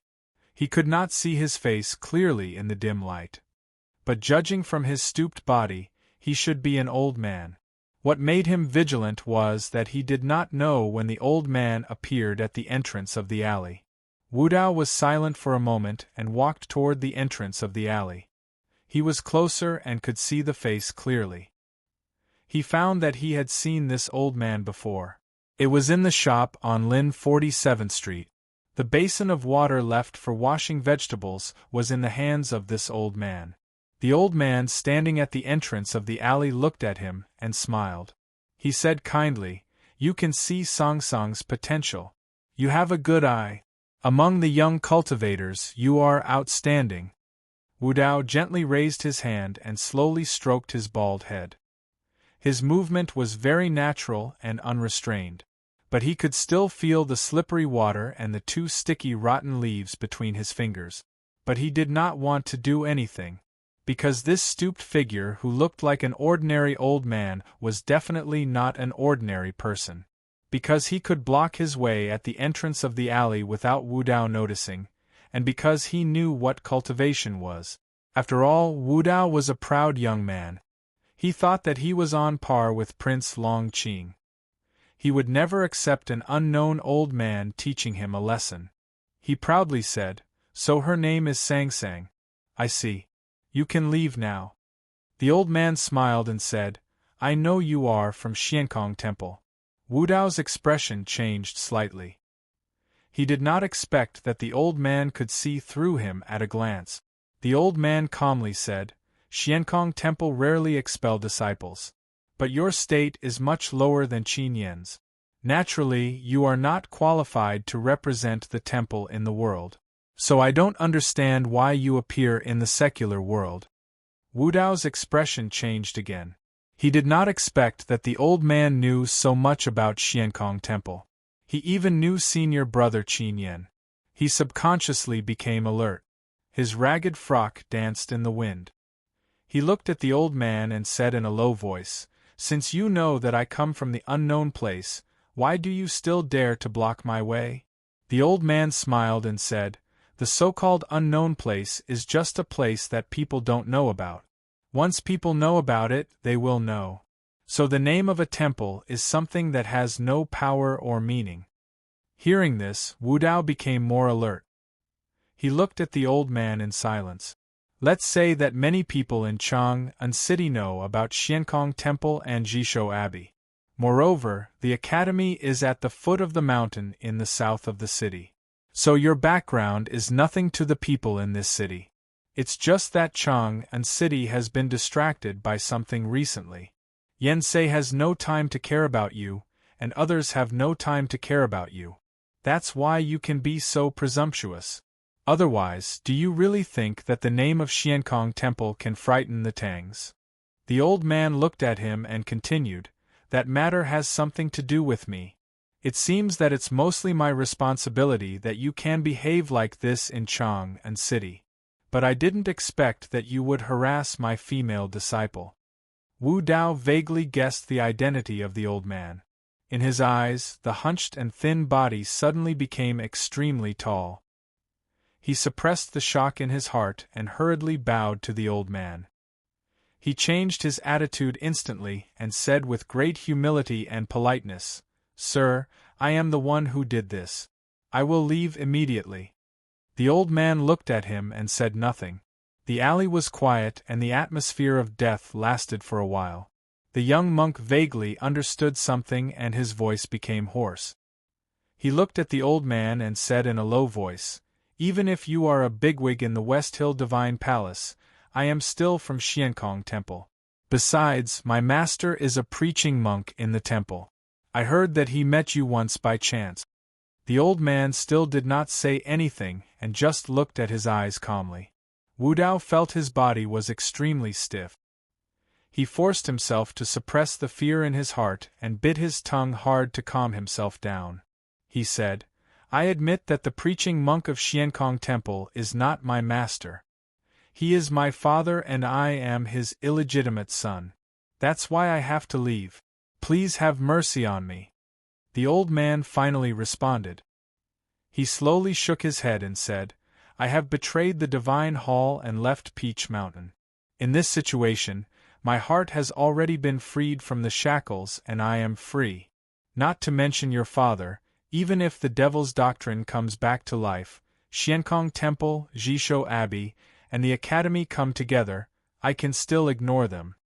Wu Dao's tattered monk robe slightly trembled in the night wind.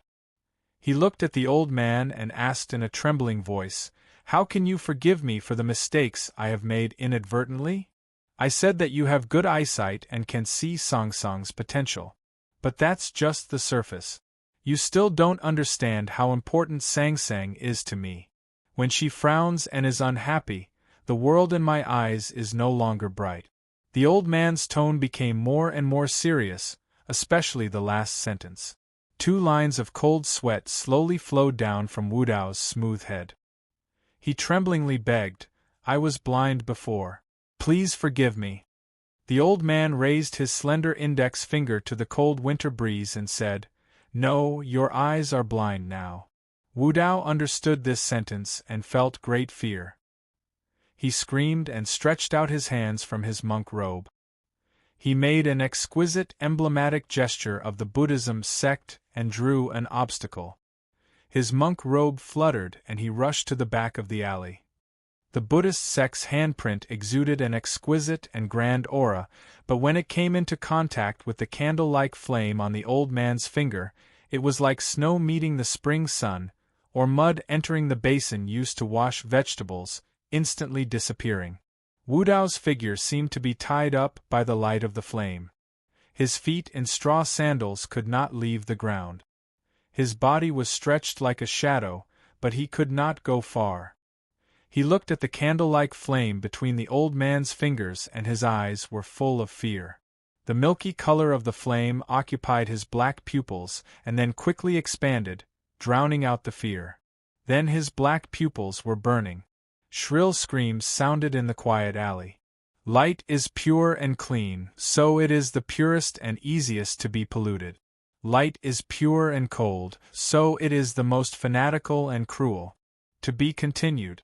If you like this work, please come to Qidian. Come to vote for me. Your support is my biggest motivation. Chapter 290.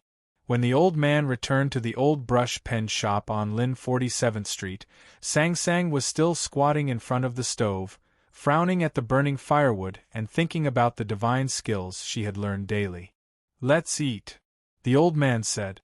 Sang Sang had been in a trance, and did not notice that the old man had left for a while. She was startled when she heard this. She stood up and looked at the edge of the old man's wet clothes. She vaguely understood something, and her lips slowly curled up into a smile. The old man also smiled and sat down at the table. Sang Sang didn't ask him what he had done when he left the old brush pen shop. She served him a bowl of rice and heated the yellow croaker. She picked up the fattest one and put it on the rice pile in his bowl. Then she poured a spoonful of delicious steaming soup.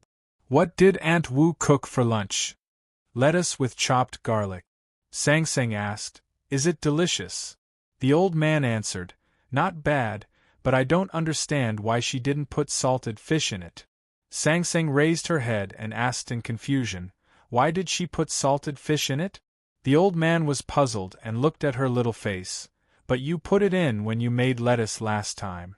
Sang Sang lowered her head and said, "When young master made lettuce, he didn't even put chopped garlic in it." The old man was startled and sighed with emotion. "Well, I remember that the vegetables we ate in the Taoist temple didn't even have oil.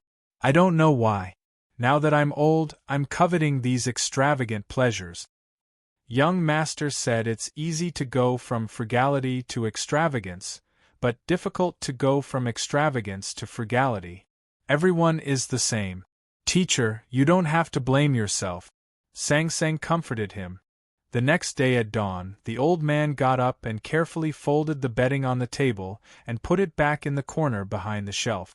Then he opened the door of the old brush pen shop and looked at the distant morning light, squinting his eyes. Last night, Sang Sang told him that it's easy to go from frugality to extravagance, but difficult to go from extravagance to frugality, which somehow touched him. He found that he was too coveting the life in the old brush pen shop and forgot to look for the shadow of the night. They still had hot and sour noodle slice soup in the morning. When the old man was about to wash the dishes, Sang Sang signaled her to let him rest. The old man smiled and said that he was going out for a walk today and might not come back for lunch. It's good to go out for a walk. It's not good to be cooped up at home all day. After thinking for a while, Sang Sang took out a piece of silver from her belt and handed it to him. She told him, "If you're tired and want to sit in a tea house, just sit there. Don't be stingy with money. Just don't go too far. If you can't remember the way, don't be embarrassed to ask others. People in Chang'an are very friendly. If you can't remember the way, just find a casino and tell them that you are Mr. Chi. Someone will take you back." The old man was afraid of his female disciples nagging, so he carefully took the silver fragments and put them in his pocket. After repeatedly saying yes, he left the room. After leaving Lin 47th Street, he went all the way to the north, passing through the Imperial Palace in the eastern city and exiting Chang'an and through the Xuanwu Gate. Finally, he came to a hill covered with winter snow in the north of the city. Looking afar from a high vantage point, one could naturally see into the distance. The old man looked towards the north in silence. The morning star was dim, as if it was about to be absorbed into Haotian's body of light. The plum trees in the back garden of the Southern Gate Temple were covered with a thin layer of snow. The nation master, Li Qingshan, leaned lazily on the windowsill, looking at the snow on the plum trees and the little buds that seemed to never bloom. Suddenly, he coughed violently. The sound of his coughing echoed in the quiet hall of the Taoist temple. It sounded extremely painful. Releasing the handkerchief that covered his mouth, the bright red blood stains on the snow-white handkerchief looked like plum blossoms in full bloom. He angrily looked at the plum trees outside the window and scolded, "They should have bloomed in the winter, but they never did. You just had to let me bloom a few first." The Taoist nuns and Taoist boys of the Southern Gate silently waited outside the hall. Their faces were full of worry, but no one dared to enter. He Mingxi walked over with a bowl of medicine and signaled a senior sister to take the yellow paper umbrella away from his armpit. He walked up to the dark, smooth paulownia floor and walked behind Li Qingshan. He said painfully, "Master, you can't do divination anymore." Li Qingshan took the bowl of medicine and slowly drank it. He folded the blood-stained handkerchief and wiped away the medicine left on his beard. He looked at his favorite disciple and said expressionlessly, "Wei Guangming showed up last night. He is indeed still in Chang'an. He is limited to the 3 workshops, but he seems to be leaving. We have to hurry up on this matter."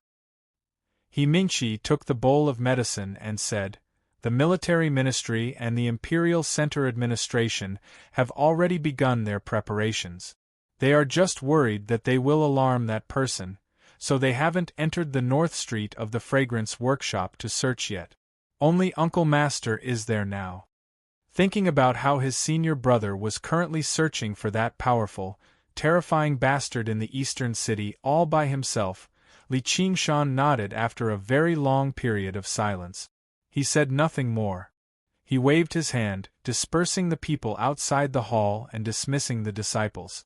A black horse carriage was traveling slowly on the streets of the eastern city of Chang'an. If one did not look closely or even touch it with their hands, it would be difficult to discover that the carriage was made of steel. There were even some complicated and indescribable patterns carved on it. The specially made wheels rumbled on the hard stone road, appearing extremely heavy. Master Yen Sei leaned on the beautiful soft seat in the carriage. His triangular eyes were greedily searching for the trace of the great divine priest of light through the curtain. There was no serious expression on his old and wretched face. If they really met, they would fight. If they really couldn't beat each other, they would die. It was not a big deal even if they stamped their legs and breathed their last. As long as one was human, that day would come. What's more, I already have a successor. The cornice of the Spring Breeze Pavilion, which was newly built a year ago, passed by the window. Master Yen Sei suddenly thought of Chao Xiaoshu and then his disciple who had been missing since he left. That disciple was a student of the 2nd floor of the academy. Master Yen Sei naturally did not care about his safety. He just thought that he might not have a chance to meet him again, so he inevitably felt a little regretful. At this moment, he remembered that before Ning Ke left Chang'an, he had carefully asked him to help look after the little handmaiden named Sang Sang. But these days he was busy with that matter and actually forgot to see her. The old Taoist shook his head and thought that since he happened to be looking for that old guy in the eastern city today, it would be good to have a look after him after finishing his business. Today, the first person to come to the old brush pen shop was not Master Yen Sei, nor was it the old man who looked at the north outside of Chang'an City. Instead, it was a young fat man. When the fat man jumped off the carriage, the flagstones on the Lin 47th Street did not tremble like an earthquake, but the flesh on his round face really rippled for a long time. The young fat man pushed open the closed door of the old brush pen shop and sat down on Ning Kei's usual round chair. He felt that the flesh on his thigh was a little painful, so he spat out a few words angrily and then shouted, "Serve the tea."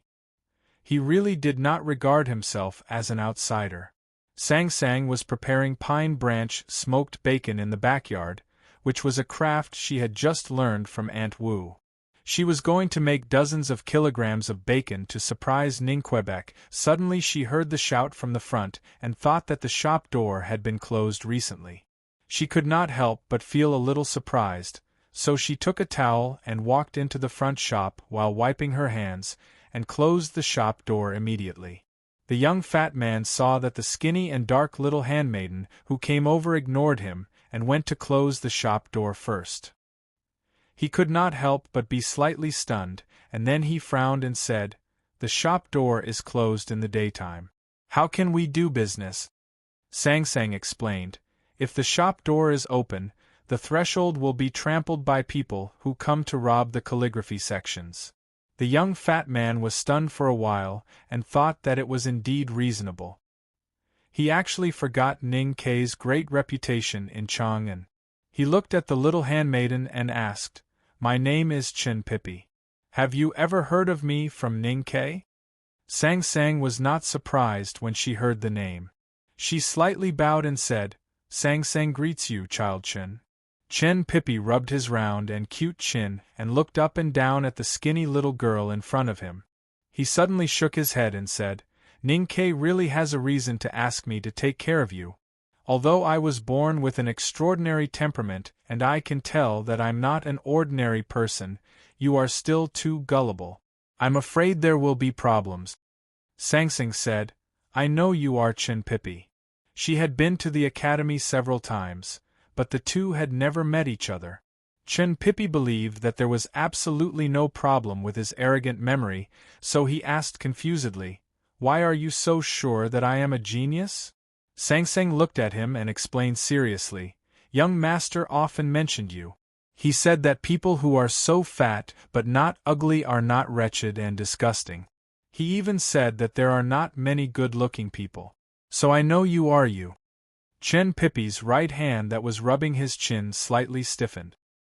He wondered how Ning-Ke had slandered him in front of the little handmaiden.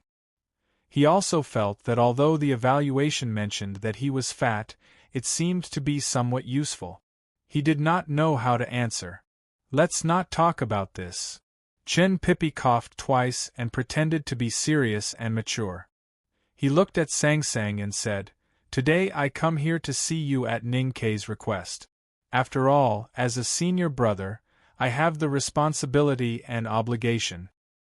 He very much hoped that Sangsang could show a moved expression, but Sangsang obviously did not have such a reaction. She just looked at him expressionlessly and softly thanked him.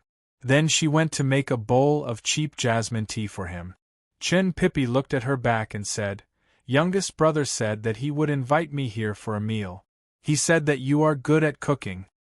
Sangsang looked at his chubby face and frowned. No wonder he looked like this. But she did not intend to keep him. She put the teacup beside him and softly said, When young master comes back, Sangsang will cook for young Master Chin. What she wanted to express was very obvious. Ning-Ke should wait for him to invite you for a meal. It was impossible for you to barge in and ask for food. Don't you need to add more food with more chopsticks? With your figure, you need at least 2 more dishes, right? If it has to be meat dishes, how much more will it cost? Hearing this, Chin Pippi's self-esteem was hit. Looking at the jasmine petals in the bowl, the fat on his face slightly twitched. He had to decide to tell the truth. Ning-Ke said that there is a person smarter than me in this shop. I always think it is impossible, so I want to confirm it. Sangsang looked around the shop and did not find anyone hiding. Chin Pippi covered his forehead and said helplessly, He said that the smartest person in the world is you. Sangsang was stunned. She thought that Ning-Ke always said that she was stupid. How could he say that she was smart? Although she was very happy to be praised by young master as the smartest person in the world, she was still very confused about this statement. She frowned and thought for a long time. Suddenly she thought of something and said shyly, I am not smart. I just have a good memory. Chin Pippi looked at her with a scornful smile and said, I don't believe that there is anyone in the world who is better than me in memory. Sangsang looked down at the small toe of the cotton skirt and did not want to argue with him. Ning-Ke's cultivation is not good, and his knowledge is also extremely poor. My talent was once recognized by Haotian Taoism and the back mountain of the academy. I don't know what he is thinking. How dare he say that you are better than me? Seeing her like this, Chin Pippi became even more angry and said angrily, Why are you looking at the shoe? Do you think I will make things difficult for you? Although she knew that Ning-Ke was close to this young Master Chin, Sangsang, who was quiet and even a little dull, was a little angry when she heard him mock her young master. She looked up at Chin Pippi's eyes and said very seriously, My memory is also recognized by the city of Wei. This was the truth.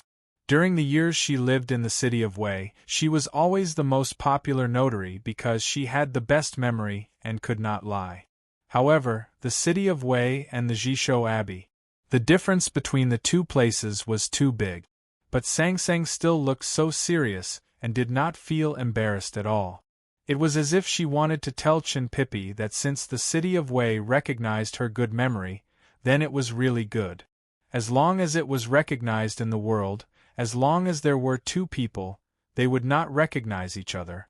This was probably the principle that there was no second place in martial arts, especially when facing Song Song's temperament. Chen Pippi wanted to prove that he was smarter and had a better memory than her, but it was useless to rely on words. He had to show some real skills. "Let's compete," Chen Pippi said. Sang Sang was not interested in competing with others in terms of intelligence or memory. She thought of the pine branches under the cured meat in the backyard and would not agree to his request. She walked back to the backyard and picked up the pine branches with a wooden stick to make the smoke bigger. Then she took out a new urn from the kitchen and squatted by the well to wash it carefully. A few days ago, she made a pot of chicken soup. The old man drank it happily and dipped a lot of soup in his beard. She thought that the young master also liked to drink the chicken soup she made. If she used the old urn to make chicken soup when he came back, the amount might not be enough. So she went to a small shop in Onping Lane and bought a new urn. She thought that she could make 2 urns of chicken soup in the future, which should be enough. Chen Pippi looked at the back of the little handmaiden who was busy and kept pestering her. "I don't care. You have to defeat me with something today. Otherwise, I won't let you go. Are there any books in the shop? Let's compete in reciting book. The one who loses will treat the other to dinner. If you think it's boring, let's bet money." Hearing the word money, Sang Sang suddenly stopped washing the urn. She looked back at Chen Pippi. Then she stood up and wiped her little red hands on her apron. She turned around and walked into the bedroom.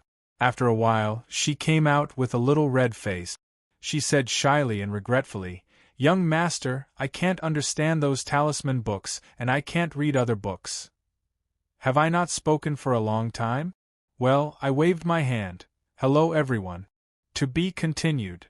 If you like this work, please come to Chidian.com to vote for me. Your support is my greatest motivation. Chapter 291. The regret on her slightly dark face was very clear. Obviously, Sang Sang thought that as long as she could find the book, she would definitely win. Then she could win a lot of money from her young master, the fat senior brother. As for her shy blush, it was because the books Ning Kei brought back from the academy cave were a little indecent, of course. Chen Pippi was a smart person, so he could clearly understand what the little handmaiden was thinking from her expression. He couldn't help but feel humiliated by being disdained and ignored. He jumped up and said, "Find another way." Sang Sang stared at him with her eyes wide open, thinking that this person was really interesting. The soles of his shoes were not more than 2 inches off the ground, but when he landed, he made such a big movement that she was even a little worried whether the new urn would be shattered. Chen Pippi was indeed a smart person, but he felt uncomfortable because he was too smart. He could clearly understand Song Song's meaning from her eyes, so he could not help but feel even more humiliated.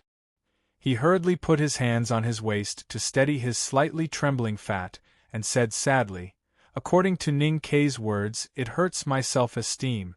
If I don't win today, I will write my name upside down." Sang Sang thought that if his name was written upside down, it would still be Pippi, unless he added his surname. But after all, she was not a competitive little girl.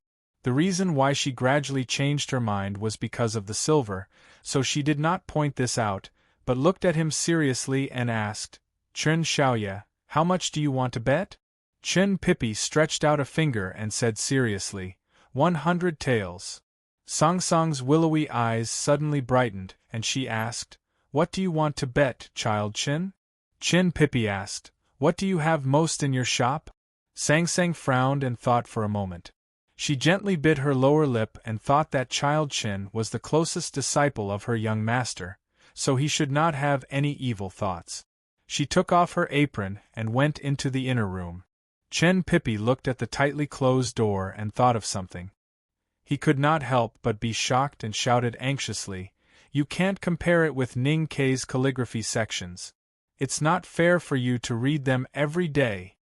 Sang Sang came out with a big box in her arms and said to him, "Do you want to bet with the banknotes?" Chen Pippi looked at the thick banknotes in the box and could not help but feel shocked. He thought that Ning Kei could not even afford to treat him to a few bowls of crab porridge, but he had hidden such a rich amount of money at home. He was really stingy to the extreme. After cursing secretly, he asked in confusion, "How do you want to bet the banknotes? Every banknote has a unique code on it." She spoke a little faster than usual, as if she was worried that the other party would not agree to her proposal. "No one will be bored enough to read this." Chen Pippi thought about it and felt that it was a good suggestion. In order to prevent counterfeits, all the large banks had their own unique banknotes coding system. The numbers on the banknotes were not just numbers, and there were no fixed rules. It was extremely difficult to remember, so it was most suitable to be used as a competition target. Chen Pippi said, "Yes, let's use this." Sang Sang smiled foolishly and said, "Look and remember at the same time. Young master, you recite first." Chen Pippi waved his hand and said generously, "How could I take advantage of a little girl like you? You carry it first." Tong Baochen 288994 wins G generally Fong 455. EMOXIN Bao Insai 9752456 Chess I Soup 1. As Song Song's clear voice echoed in the backyard, Chen Pippi's face became more and more ugly. He no longer cared about the rules of the competition and reached out to grab the banknotes from the table. He found that there was not a single word wrong. Chen Pippi knew very well that the codes on these banknotes were so strange and difficult to remember. If it were him, he could only accurately remember 15 or 16 banknotes. However, at this time, Sang Sang had already memorized the 27th banknote, and judging from her expression and speaking speed, it would not be a problem for her to memorize dozens more banknotes. Chen Pippi rubbed his shocked and numb face. He could not believe his ears. He really could not imagine how there could be someone in the world with such a terrifying memory. He believed that even if second brother, no, even if eldest brother did it himself, he could not be better than this inconspicuous little handmaiden in front of him. Tian Xing Yun Feng 4555579. Chen Pippi sadly reached out to stop Sang Sang from continuing. He looked at the banknotes on the table dejectedly. After a long silence he sighed and said, "You don't have to. I admit that your memory is better than mine." Song Song's little face showed a rare sweet smile. She spread her little palm in front of him and said, "Thank you." Chen Pippi took out the banknotes from his arms and put them in her palm. He shook his head and said, "It's really incredible, really incredible. I can't believe what Ning Kei said is true. There are so many strange people in the marketplace." Sang Sang did not care about his sigh. She folded the new banknotes and the old ones and put them into the box. Then she carefully carried the box and walked into the inner room. Chen Pippi suddenly thought of something and shouted, "Wait!" Song Song's body suddenly froze, and then she quickened her steps and rushed into the inner room. Chen Pippi suddenly came to his senses and said incredulously, "You actually memorized the words on these banknotes." The door was closed, and it was quiet behind the door. Chen Pippi was shocked. After a long time, he looked at the closed door and said bitterly, "I have never heard of anyone who would be so bored to look at the banknotes at home every day. You even memorized the words on the banknotes." Ning Kei acted as if he had never seen silver in his 8 lifetimes. "Today he knows that he is much worse than a greedy girl like you. What kind of people are you and your servant?" Sang Sang tightly held the box of banknotes and nervously leaned against the wooden door. What if he forced his way in? Listening to the loud curses and heart-wrenching education coming from outside the door, she was scared and wanted to laugh. Yes, she had said that no one would be so bored to look at the banknotes, but she did not expect Chen Pippi to really believe her. In her opinion, before Ning Kei's calligraphy could be exchanged for banknotes, the banknotes were the most beautiful pieces of paper in the world. And counting the banknotes in the middle of the night was the most interesting thing in the world. Chen Pippi shouted outside the door, "Come out!" Sang Sang leaned against the door with her back, lowered her head and said softly, "The banknotes are mine." Chin Pippi covered his forehead and said, I admit that they are yours. Sang Sang raised her head and asked curiously, Then why did I come out? Chin Pippi said angrily, The banknotes are yours, but you cheated in the previous round. You have to do it again. Sang Sang lifted the bedboard and hid the box of banknote. She shouted to the door, Child Chin, it's getting late. You should hurry back to the academy. Chin Pippi was stunned. He looked at the sky and shouted angrily, It's not even lunchtime. What do you mean by early? Sang Sang walked behind the door and said humbly, Child Chin, I admit that I am not as smart as you and have a better memory than you. Chin Pippi became angrier. He shook his head and sighed, Tisk tsk, you are willing to admit anything after winning 100 taels of silver? Sang Sang said, Young master has said that fame and fortune are fleeting clouds. There is no need to fight for it. Chin Pippi was so angry that he was speechless. He thought that she should at least remove the word fortune from the word fame and fortune. He stepped forward and hammered the wooden door twice, shouting, Since you are not afraid of losing to me, why don't you play another round with me? Sang Sang thought that it was indeed reasonable. She had won 100 taels of silver from him, so she had to appease his anger. She pushed the door open and said seriously to Chin Pippi, But you are not allowed to gamble again. Gambling is not good. How could he be so shameless just so that he wouldn't lose the money back? Chin Pippi was even more speechless. He looked at the little handmaiden's slightly black cheeks and wondered what Ning Kai had taught her. He said in a low voice, Play chess. Sang Sang answered simply, I don't know how to play chess. Chin Pippi did not believe it at all. The little girl in front of him had seen banknotes before, but it was not an ordinary person's ability to remember the numbers of more than 30 banknotes. He said, Of course. Sang Sang's answer was more concise this time. She nodded and said, Oh. The chessboard was borrowed from Boss Wu next door. It looked antique, but since Boss Wu opened a fake antique shop, it was naturally fake. However, the black and white chess pieces were sparsely placed on the chessboard, and it did look a little special. Chin Pippi did not feel that he had met his match, nor did he feel proud of being lonely at the top. He pointed at the black chess piece on the chessboard and looked at Sang Sang, puzzled, and asked, How can I play here? Sang Sang looked at him with her eyes wide open and asked, puzzled, Why can't I play here? Chin Pippi carefully explained to her the problem of such a way to play, and then asked in puzzlement, You are a very smart person and you have such a good memory. After understanding the rules, you only need to use your brain a little to figure out the problem. Why don't you think more about it? Sang Sang answered seriously, It's hard to think about things. I don't usually think about it. Chin Pippi was dumbfounded, and he could not put down the chess piece between his thick and round fingers. At this moment, a voice came from the door of the old brush pen shop, playing chess. Sang Sang looked at the door and said in surprise, You're back so early? The old man stepped over the threshold and walked in. He nodded, took out some silver from his waist and handed it to her. I didn't drink tea. Sang Sang stood up and made way for the old man to take her place. She said, I'm going to take a look at the bacon. Aunt Wu said that at the beginning of the smoking, the fat of fresh meat would drip oil easily. I have to be careful of the pine branches burning. You take my place, and I'll give you some tea later. The old man nodded and sat down on the chair. He looked up at Chin Pippi and said, Who should play? Chin Pippi looked at the old face in front of him, looked at his pure eyes, looked at the holy light in his eyes, and thought of the thing that made Chang and City uneasy these days. This time, he was really dumbfounded. His fingers holding the black chess piece slightly trembled, and he did not know whether to put it back on the chessboard or back into the urn. The old man looked down at the situation on the chessboard and continued to ask, Who should play? Chin Pippi said honestly, I should play.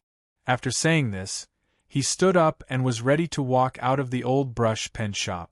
The old man raised his head and looked at him in confusion. He said, I mean, who should play? Chun Pippi looked at him for a long time, and then he slowly sat back in the chair. The black chess piece between his fingers fell down gently. The old man put his hand into the urn and took out a white chess piece. He did not put it down for a long time, as if he was thinking about how to deal with it. Today is the 3rd anniversary of the birth of the spy. I miss Su Lu, Shi Qing Hai, the 7 groups of tigers, the men in these books. I believe you all know that the simplified Chinese publication of the coming night has begun. I will inform you of the details on another day. As for the simplified Chinese publication of The Spy, I will try my best to finish it as soon as possible. Tomorrow is Saturday, and I wish you all a happy weekend. To be continued. If you like this work, please come to Qidien.com to vote for me. Your support is my greatest motivation. Chapter 292. Sang Sang didn't know how to play chess, and her moves were terrible. No matter how the old man thought about how to deal with it, he could not turn the situation around. As the chess pieces fell one after another, Black's side was obviously in an advantageous position and was about to win the midgame. However, there was no pride on Chun Pippi's face. His expression was unusually solemn and serious. He did not know why there was sweat on his temples, but it kept flowing down his round cheek. On the contrary, the old man looked calm and relaxed. He drank the tea that Sang Sang had just brought to him and casually put down a chess piece. He sighed and said, "I haven't played chess for 14 years. I'm really rusty." Hearing the words 14 years, Chun Pippi wiped the sweat off his face. Although he didn't show any abnormality, he was screaming in his heart, "It's him, it's him." The old man looked up at him and said with a smile, "I let you play. Why did you leave?" Chun Pippi said respectfully, "Because you are stronger than me. I can't beat you, so I left." The old man looked at the sweat on his face and asked with a smile, "What are you afraid of?" Chun Pippi answered honestly, "I'm afraid of you." The old man shook his head and sighed, "I've served Haotian all my life, but I don't want others to be afraid of me." After a moment of silence, Chun Pippi said, "The original intention and the result often don't correspond." The old man looked at him and suddenly asked, "Your surname is Chun?" Chun Pippi answered, "Yes, I'm Chun Pippi." The old man nodded and said, "You know, I just came out not long ago. When I was in there, I heard that you ran away from the abbey and are now a disciple of the headmaster of the academy." Chun Pippi stared at the chess pieces on the chessboard and said, "Yes." The old man smiled and said, "Then why are you afraid of me? In fact, even if you're not a core disciple of the headmaster of the academy, I won't make things difficult for you for the sake of the abbey. Peach Mountain is not far from the abbey." Chun Pippi raised his arm again and wiped the sweat off his face. He suppressed his nervousness and put a black chess piece on the chessboard in silence. The old man lowered his head to look at the black chess piece he had placed. He gently shook his head and said, "It is said that the affairs of the world are like a game of chess. In my opinion, it is not the chess pieces but the path of the game. No matter how far 2 lines look, there will always be a time when they meet." Chun Pippi smiled bitterly and said, "I'd rather be a chess piece. Black and white will never come into contact." The old man said, "It's really a coincidence. I met a monk from the temple yesterday." Chun Pippi was slightly surprised and asked, "Someone from Xiankong Temple is in Chang'an? What happened next?" The old man said, "He's blind. I think it will take some time for him to regain consciousness." This sentence was said in a calm tone, but Chun Pippi gasped and scratched his head angrily. He stared at the old man and said in a trembling voice, Look, you can blind the people in the temple if you want, but so what if I come from the temple? I'm unlucky to have met you, yet you insist on telling me not to be afraid. Aren't you teasing me?" The old man smiled and said, "That monk is the illegitimate son of the preaching monk. You are different from him." Hearing this, the anger on Chun Pippi's face gradually disappeared, and he became silent again. The old man asked, How is the Abbey Dean recently? Chin Pippi shook his head and said, I've been in the academy for many years. I don't know how he is now. I guess he's still wandering around. The old man nodded and said, He's used to staying in the South Sea. At this time, Sang Sang came over with the new urn. The cured meat in the backyard was still hanging on the pine branches. She didn't need to keep an eye on it for the time being, so she came to ask the teacher's opinion. How about this urn? The old man looked up and asked curiously, What is it used for? To stew chicken soup. Sang Sang answered. The old man was puzzled and asked, Isn't there an old urn at home? Sang Sang explained, The old urn is too small. When the young master comes back, he'll worry that the stew won't be enough for the three of us. The old man knew how important the young master was in Song Song's heart. Listening to her words, he knew that this girl was anticipating that the young master would live with her after he returned. For some reason, he, who had experienced the vicissitudes of the world while sitting on the divine throne, felt a warmth in his chest, and an indescribable feeling of happiness. Then he thought of something and looked at Chin Pippi across the chessboard. He slowly frowned and said, Do you know my female disciple, or her young master? Hearing this, Chin Pippi was so shocked that he was tongue-tied, and could not say a word. The greatest great divine priest of light in the West Hill Divine Palace for hundreds of years had actually accepted Ning Kei, a little handmaiden with a black face, as a disciple? Understanding what he was shocked about, the old man smiled and said, It's all lucky chance. It's hard to explain. Chin Pippi carelessly wiped the sweat on his face with his hands, and then wiped the sweat on his palms on his thighs. With these two actions, he resolved his chaotic emotions and said, Her young master is my younger brother. Then it was the old man's turn to be shocked. He looked at Sang Sang and could not understand why the successor he had found was actually the handmaiden of the core disciple of the headmaster of academy. How did fate arrange this drama? Chin Pippi stared at the chessboard and suddenly gritted his teeth and said, I know that he knocked you off the divine throne and locked you up in the U prison. When I was a child, he once told me that you were the real great person on the Peach Mountain. So I don't understand. It's rare to meet me in this vast thousand world, but you are still unwilling to do anything. At this time, Sang Sang noticed the strangeness on both sides of the chessboard. Holding the new urn, she looked at the two in surprise. The old man was silent for a while, and put a white chess piece on the chessboard. He calmly said, The Abbey Dean is the Abbey Dean, and you are you. And you can't control the relationship between you and the Abbey Dean. So this matter has nothing to do with you. He raised his head and looked at Chin Pippi curiously. He asked, In your opinion, I am a cruel and murderous person? Chin Pippi smiled bitterly and said, The great divine priest of light is pure and quiet. You are known as the person closest to Haotian in spirit. But everyone in the world knows that you are not an ordinary great divine priest of light. In the last 20 years, the hierarch of the divine hall and the great divine priest of judgment and the great divine priest of revelation have not killed as many people as you. The old man sighed softly and said, This is about the two things that happened more than 10 years ago.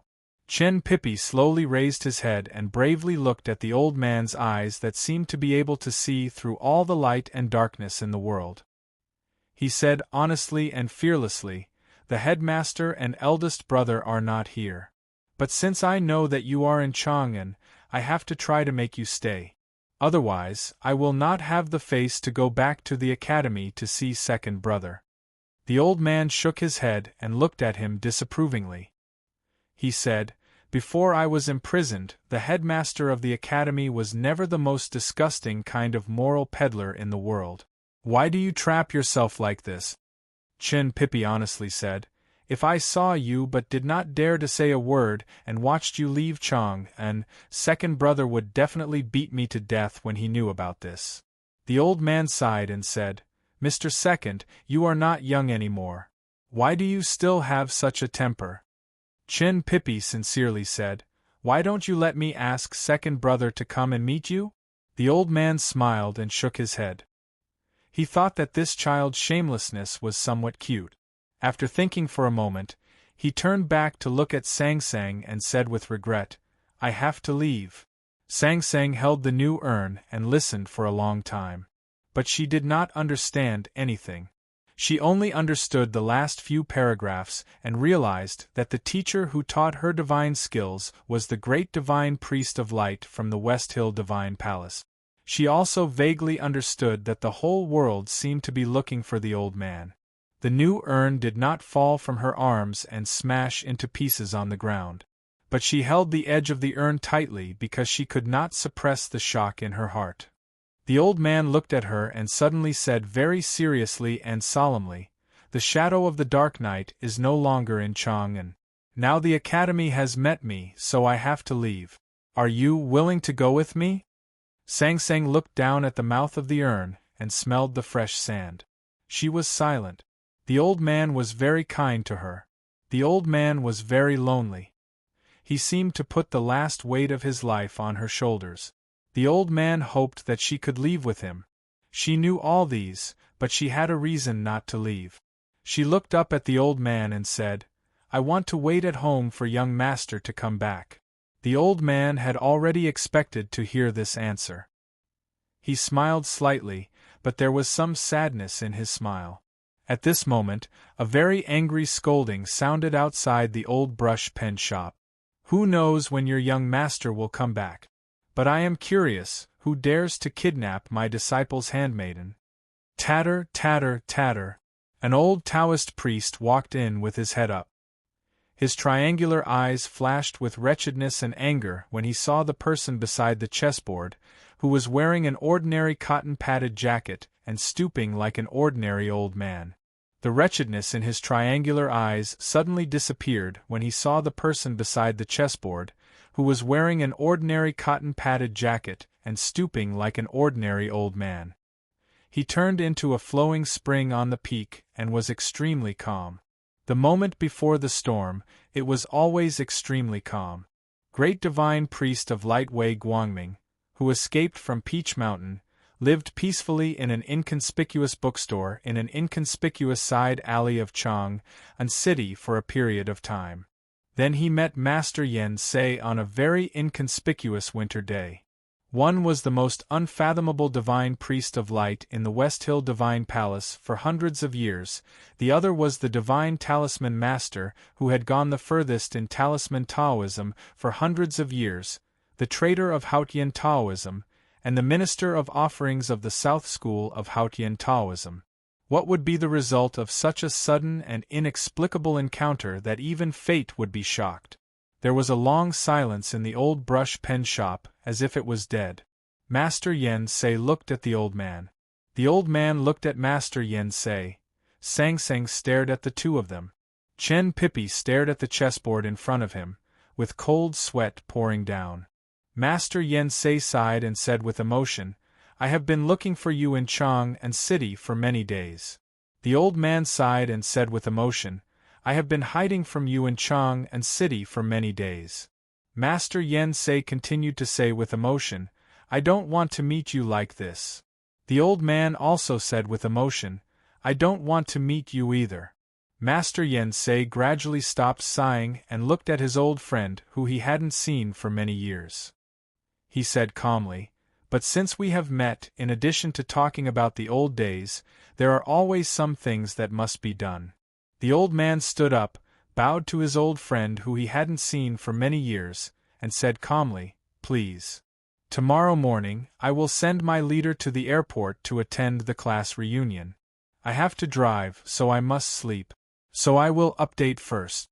After I come back from the airport in the morning and sleep, there should be another chapter in the afternoon or on a rest day. I feel uneasy and can't have a good rest. Double monthly votes are really annoying. I don't want to be so diligent.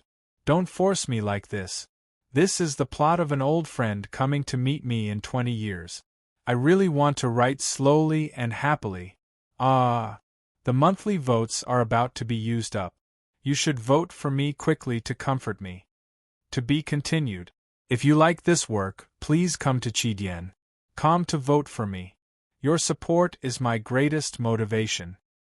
Chapter 293. Master Yen Sei walked to the table, looked at the old man, shook his head and sighed. Then he turned to look at Chen Pippi, who bowed his head like a quail and shook his head again. He sighed and asked, "How is the Abbey Dean recently?" Hearing this question, Chen Pippi raised his head and answered doubtfully, "You know I have been in the academy these years. How can I know how he is doing?" Yen Sei gently stroked his sparse beard, stared at him, and said impatiently, "Since you don't know and we can't talk about the old days, you have already run out of the abbey. Do I still need to give you face?" Chen Pippi was more and more confused. He touched the back of his head and said, "Of course not." Master Yen Sei roared, "Then why don't you give me your seat? Why are you standing here like a goose raised by the second brother?" Chen Pippi hurriedly stood up, gave up his seat and stood aside. At this time, he realized that this old Taoist actually wanted to play chess with the great divine priest of light. He couldn't help feeling surprised and helpless. He thought, "Who knows what you two old farts are thinking about? Who can think that the great divine priest of light actually invited you to take a seat?" Master Yen Sei didn't care what he was thinking. He gently stroked his Taoist robe and elegantly sat down. He glanced at the situation on the chessboard and found that the black chess piece was in a great advantage. He was very satisfied and looked at Chen Pippi with appreciation.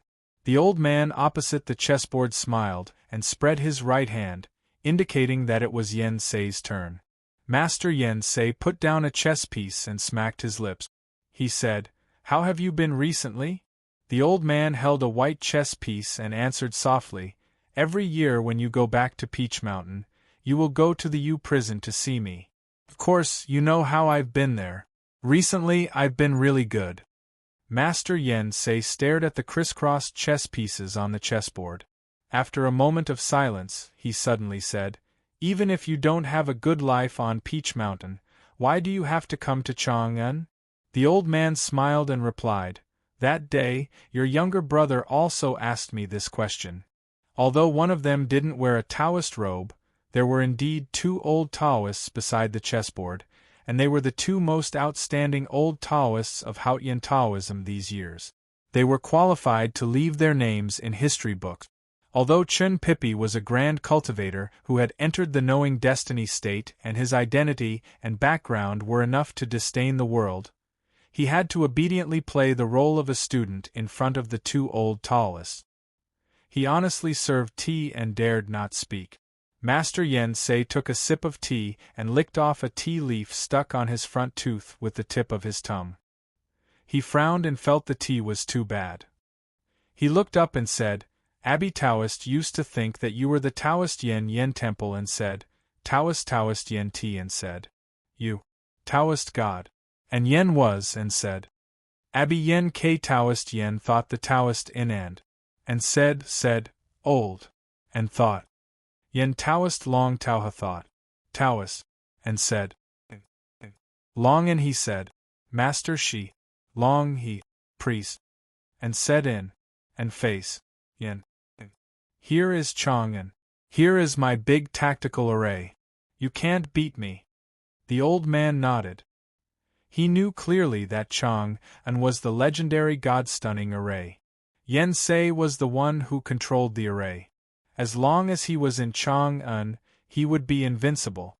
I still hold the same view. The old man looked at the chessboard and said with a smile, I'm just an old Taoist who is struggling to survive. It's a big waste to use a big tactical array like Chang'an on me. I think you think so. Master Yen Sei sighed and said, It's good to say that we are struggling at death's door. We are all old and are about to return to the embrace of Haotian. It's always good to enjoy the joys and sorrows of the world for a while. If you didn't come this time, I could at least live for a year and a half. I believe you could also have more time. The old man looked at him and said calmly, You know my eyes can sometimes see some pictures before time, so I know it's hard for me to leave Chang'an this time. Master Yen Sei shook his head and said, In this case, why do you have to come here? The old man said, everyone will eventually return to the origin of life and the embrace of Haotian. This can't make me worry. Time is just the order of events. For us who use time, we need to use time to complete the things that should be completed. If we can't complete it, then time is meaningless. Master Yen Sei was silent. He gently put the black chess piece between his fingers on the chessboard and said, so you came to Chang, and to go back to the beginning of time, and finish the thing that you did in those years? The old man answered but didn't say anything. Master Yen Sei also smiled and looked at him. He said, in the end of cultivation, what we cultivate is the original heart. How can we change our minds when we are old guys who are going to decay? Well, anyway, I have a successor now, so I don't have too much attachment to this world. By the way, you were locked up at that time, so you may not know it. The old man was very clear about Yen Sei's attainments in talisman Taoism and how difficult it was for a divine talisman master to find a successor with potential. Hearing that Yen Sei had found a successor, he couldn't help but be surprised and happy for him. Master Yen Sei looked at his expression and proudly said, my apprentice is not an ordinary person. She can understand the essence of talisman Taoism after being drenched in the rain. In the future, her realm will definitely be far higher than mine. I don't want to argue with a boring old man like you about other things, but I can pass on this skill, which is much better than you. The old man smiled and looked at Sang Sang, who had been silent. He said softly, I also have a disciple, and she is quite good. I think she will be better than your apprentice in the future. In the old man's eyes, Sang Sang was a gift from Haotian and the greatest lucky chance in his life. Even if Yen Sei was lucky enough to find a successor of divine talisman master, he could not be compared with his beloved apprentice in any case. Master Yen Sei was slightly stunned. He was shocked that the divine priest of light had found his successor before he left. However, following the old man's eyes, he suddenly found that the so-called successor was actually Sang Sang. The expression on his face instantly became extremely strange. In the shock and astonishment, he began to have an extremely irrepressible feeling of absurdity. Your apprentice is this black-faced little girl? The old man looked at him strangely and then said seriously, yes, but Sang Sang is not black-faced. Ha ha ha ha ha. Master Yen Sei pointed at Sang Sang with one hand and covered his belly, which was aching from laughing too much. He looked at the old man and said, do you know that the apprentice who makes you so proud and coquettish like this is my apprentice's maid? The old man was stunned. He frowned and asked, isn't that person the core disciple of the headmaster of academy? Master Yen Sei proudly said, taking advantage of the absence of the headmaster of academy, I also grabbed the title of teacher. The old man sighed with emotion and said, I see. I didn't expect that young man to have such great luck. But even if Sang Sang is his maid, so what? In the future, Sang Sang will understand the divine skill that I teach her. Even if she doesn't go to the West Hill Divine Palace to inherit the throne, she will be the most outstanding figure in the younger generation of Haotian Taoism. How can your apprentice compare with her? Master Yen Sei snorted and scornfully said, not to mention that my apprentice is the future nation master of Tang, and not to mention that she will have any good fortune under the guidance of the headmaster of academy. Just look at the relationship between them. Even if this girl becomes the divine priest of light in the future, she will still have to make the bed for my apprentice and even warm his bed when she meets him. The old man sighed and said, are you very proud? Master Yen Sei spat and said fiercely, at least I can surpass you in one aspect. Why shouldn't I be proud? It seemed to be a warm conversation between old friends. But between the lines there were countless wind, frost, rain, dew, divine light and Taoist aura. The childlike stubborn dispute was actually just a play before life and death. At this time, Sang Sang took a broom and clean water from the backyard to clean the spit on the ground. She didn't understand what the two old men were talking about. She just felt that they seemed to be very fierce. She was a little worried that they would quarrel or even fight. Chen Pippi, who had been sitting quietly by the chessboard, heard these words clearly. Being between the aura of the two top figures in the world and feeling the Taoist connotation of the unreleased fighting desire, he was extremely nervous and scared. His fat body was forced to sweat several times and his body was a little weak. He could no longer sit down. He could no longer pretend that nothing had happened and that this was just two old men bickering under the locust tree by the well at the corner of the street. He stood up and said, panting heavily, "Can I leave first?" The old man and Master Yen Sei looked at the chessboard and said in unison, "No." Beside the chessboard, Chen Pippi was a stabilizer as well as a witness. His origin was a stabilizer, and his identity in the academy was a witness. If he left at this time, Master Yen Sei couldn't control the old man to leave, and then he would start in advance. Chen Pippi was startled by the two old Taoists speaking at the same time. His chubby body trembled and knocked over the chessboard on the table. Pa pa pa pa. The black and white chess pieces fell to the ground and rolled everywhere. Master Yen Sei looked at the empty chessboard and sighed. It seems that this game can only end here. After a moment of silence, the old man nodded. Sang Sang held the broom and stood aside nervously. Although she couldn't understand what the two old men were talking about, she vaguely felt that something bad would happen soon. One was the teacher of the young master, and the other was her teacher. Sang Sang didn't want them to fight.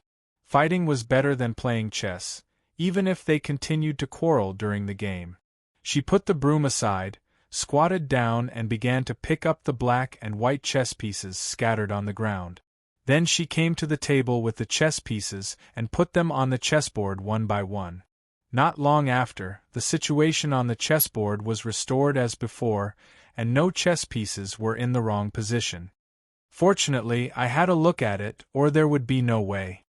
Sang Sang patted her chest with some lingering fear, and then looked at the two old men at the table and said, "Go on."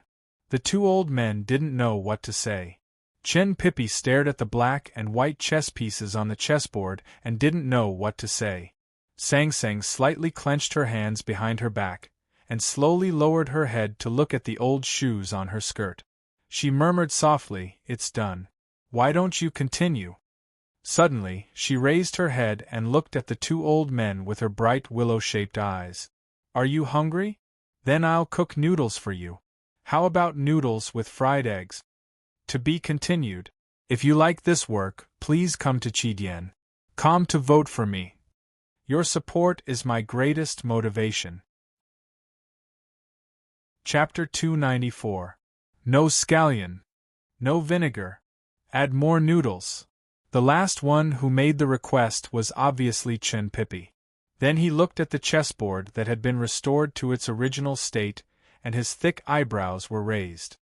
His face was full of frustration and shame, and he actually forgot that he was in an extremely horrible environment at this time. He thought that the little handmaiden could remember all the positions of the chess pieces with just a glance. How could he be proud of his head in front of her? How could he still have the face to say that he was a genius? The old man Wei Guangming looked at Master Yen Sei and said with a smile, "My female disciple is very excellent." Master Yen Sei looked at the thin figure disappearing in the backyard and said with emotion, "She is really amazing." The excellent and amazing that the two old men said had little to do with Sang Sang's mind, which shocked Chen Pippi. Instead, they were talking about a kind of temperament that only the old men in their state could understand. It was the kind of unique temperament that seemed stupid because of absolute transparency, but actually could accurately and clearly reflect the world. Master Yen Sei withdrew his gaze and looked at the old man and said, "We are all old. Even if we don't fight to death, we are close to death. After all, this is the last time we meet, so let's have a bowl of noodles." The fragrant noodles with fried eggs were served. One bowl without vinegar, one bowl without scallion, and one bowl with noodles over the edge of the bowl. After eating the noodles, the two old men finished the endgame in silence. There was no number, so they didn't know the result. Then they refused Song Song's reward of another bowl of noodles and another game of chess, and began to recall the past. Sang Sang made 3 bowls of tea again, and then she and Chen Pippi each took a small stool and sat down like students to listen to the past. Yen Sei and Wei Guangming were the oldest generation in Haotian Taoism. Although in the past 14 years, one was laughing in the world, and the other was imprisoned in the back of Peach Mountain, compared with the time they knew each other, 14 years was too short. So the past was very long, and those common memories were very rich. They started from the time when they were still little Taoists. They talked about how they went to the Revelation Institute and how they went to the Jisho Abbey to be appointed as the great divine priest. The 2 old men talked for a long time and still could not finish. Of course, most of the time, it was Master Yen Sei who talked a lot.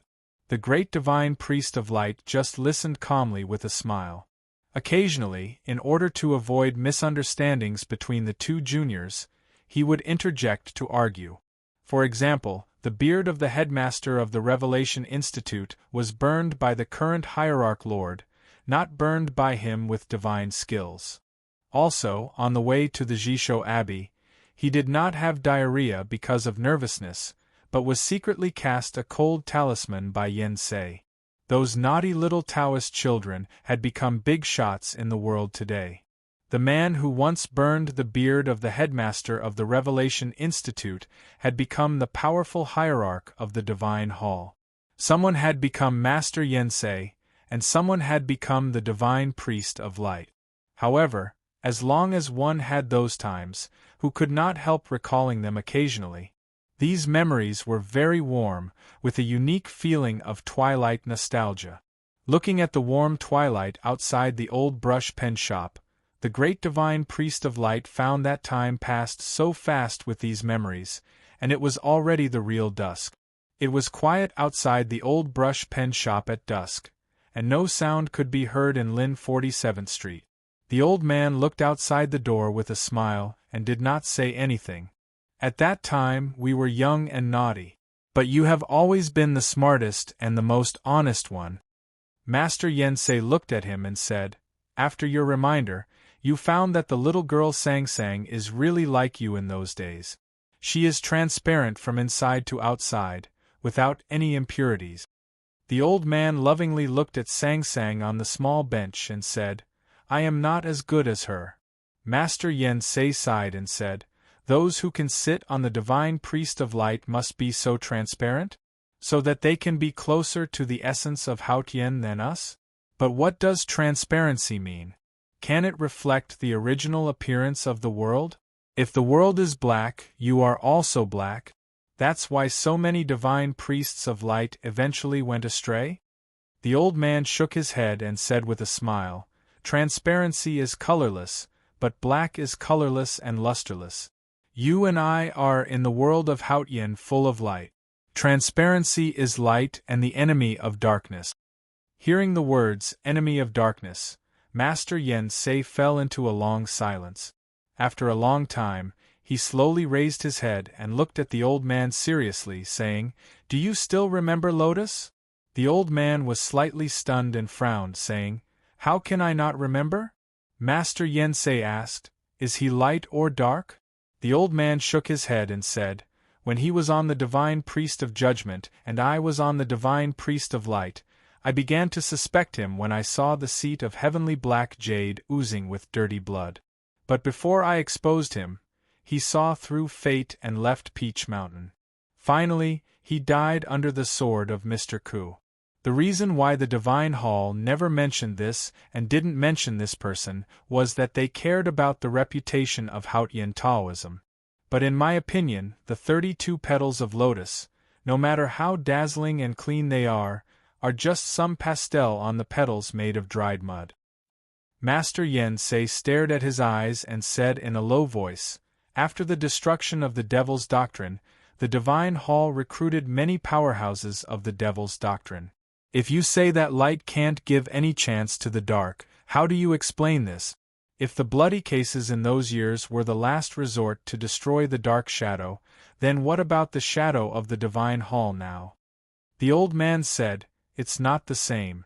The dark shadow is the son of Yama. Master Yen Sei slammed the table angrily and said, "Why are you so pedantic? The underworld is just a legend and has never appeared. Back then, you violated the hierarch's order and made a bloody storm in Chang'an City, but you didn't find the son of Yama. Why are you still so absurd today?" The old man said, "In fact, both the abbey dean and the hierarch believed what I saw." Master Yen Sei stared at his eyes and said coldly, "But the result is that you are locked in the U prison." The old man calmly looked back at him and said, "I am the light of the world. Those who follow me will not walk in the dark, but must get the light of life. Those who doubt me will walk in the dark and can't be free." Seeing that he was so stubborn, Master Yen Sei waved his sleeves angrily and shouted, "Then tell me where the shadow of the night you saw was. Where is the son of Yama? Who do you want to kill in Chang'an?" The old man said softly, "I don't know either." Hearing this answer, Master Yen Sei was stunned, and a bitter smile appeared on his face. He looked at him and said in a trembling voice, "Even you don't know who the son of Yama is and whether he really exists. The great divine priest of light, who was as transparent as glass and sincere as a bright lamp, did not hesitate to become a big devil with blood on his hands. You were willing to be imprisoned in the U prison for 14 years, which made countless people sad. Don't you regret it at all?" The old man was silent for a long time, and a trace of confusion occasionally flashed on his old face. Then the confusion quickly turned into calmness and firmness. "But the problem is that I know he exists." Master Yen Sei frowned and looked at him and said, "Then who is he?" The old man looked at the dark night that gradually covered the old brush pen shop and calmly said, "Since he is the son of Yama, he naturally hides himself very deeply. Even he may not know his true identity until today. You ask me who he is, and I can't give you an answer now. But since I could see him in Chang'an that year, he must exist. Whether he escaped from the general's mansion or survived the corpses in the village of the Yen territory, he is him." Suddenly, the old man frowned and looked at Sang Sang and asked, "What's wrong?" Sang Sang's dark little face became a little pale at this time, and her two little hands tightly grasped the hem of her clothes, but her expression was still calm. After hearing the question, she whispered, "I don't know why I'm a little tired." The old man said with pity, "Then go to sleep quickly." Sang Sang turned to look at Master Yen Sei and pursed her lips without saying a word. Master Yen Sei sighed and said, "If my disciple knows that I let you not have a good rest, he will definitely not let me go. Go to sleep peacefully. We two old guys won't do anything while you are asleep. We will definitely wake you up." The old man looked at Chen Pippi and said, "It's late, and the person you are waiting for is already here.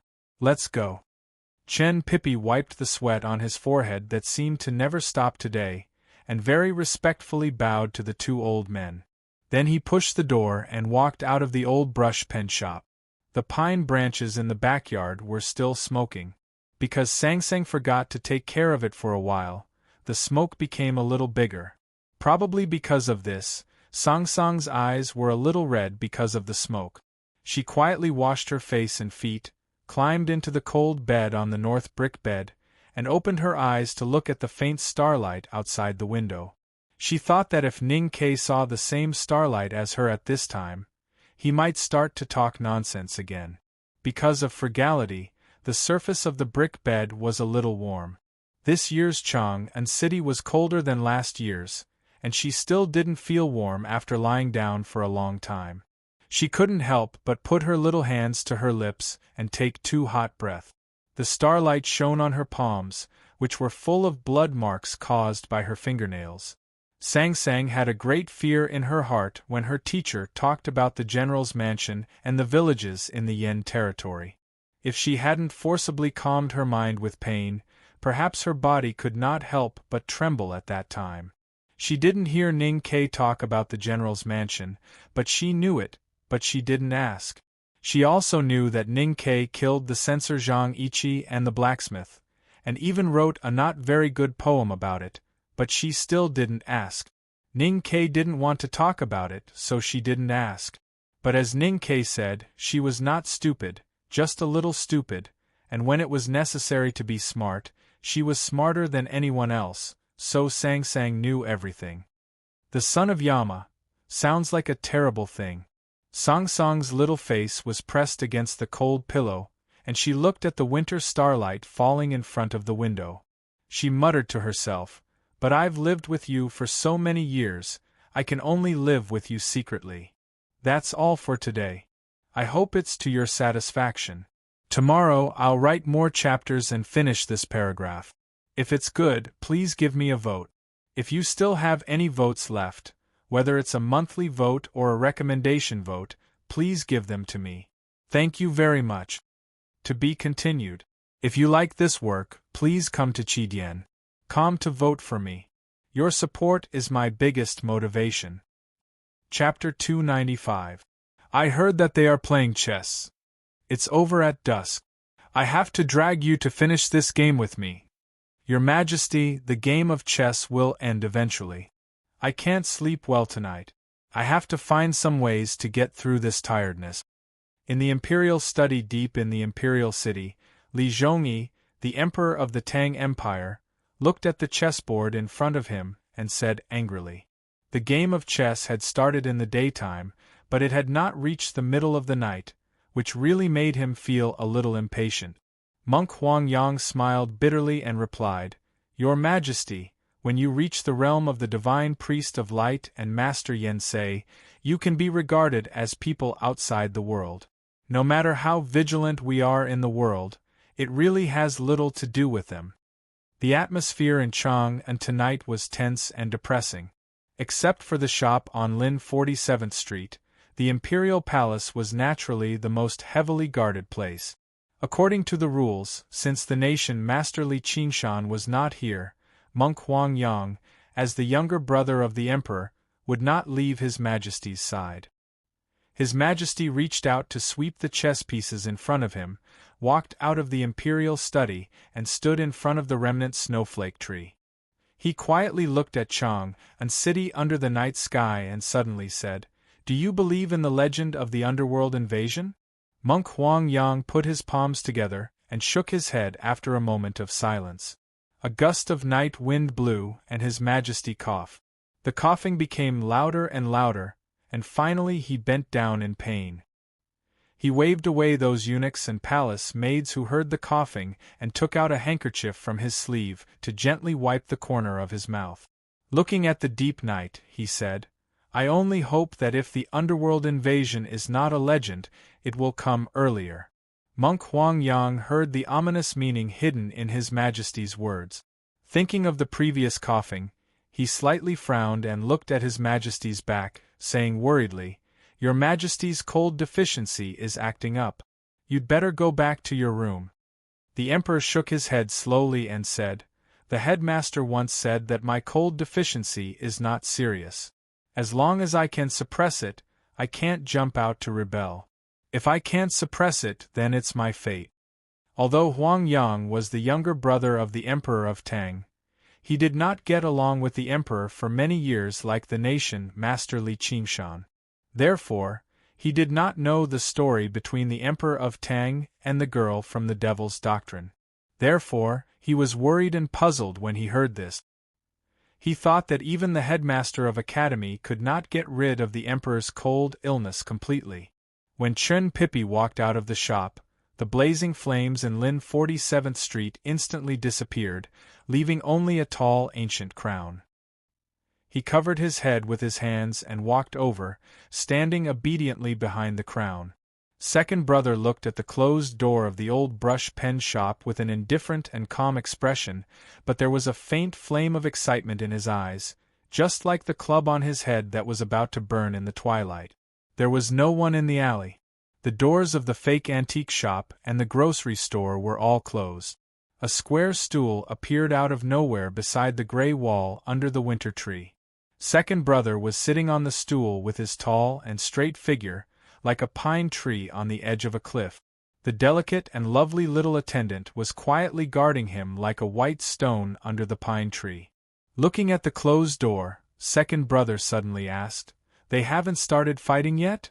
Chun Pippi lowered his head and replied respectfully, "They have been talking about the old days." Second brother's serious face showed a displeased expression. He said, "They are all old people after all. They always do things in a sloppy way. Since they all insist that they are right in the end, they still have to use their fists to reason things out. Why do they need to talk about the old days for such a long time? They are so clingy that they don't deserve to be called gentlemen." Chun Pippi wiped the cold sweat on his forehead and dared not to say anything. Second brother's absolutely straight eyebrows suddenly frowned. He gently lifted the front lapel of his gown and then held the ancient crown that did not move a bit. He said, "They still don't want to fight. Do they want me to wait for a whole night?" Seeing second brother's movement, Chun Pippi knew that second brother was a little impatient to waste time on these meaningless waiting and was ready to enter the old brush pen shop. Suddenly, he was shocked and his back was soaked with sweat again. At this time, in the old brush pen shop, such horrible figures as the great divine priest of light and Master Yen Sei were confronting each other. If second brother joined in, who knew how big the storm would be? How many broken tiles would be left in this street? Thinking of this, he could no longer care about the respect he had for second brother and the fact that second brother hated to be messed up by others. He reached out and grasped second brother's wide sleeves tightly. With a trembling voice, he sincerely begged, "Senior brother, please don't go in again." Second brother looked at the wrinkled sleeves and asked expressionlessly, "If they can enter, why can't I?"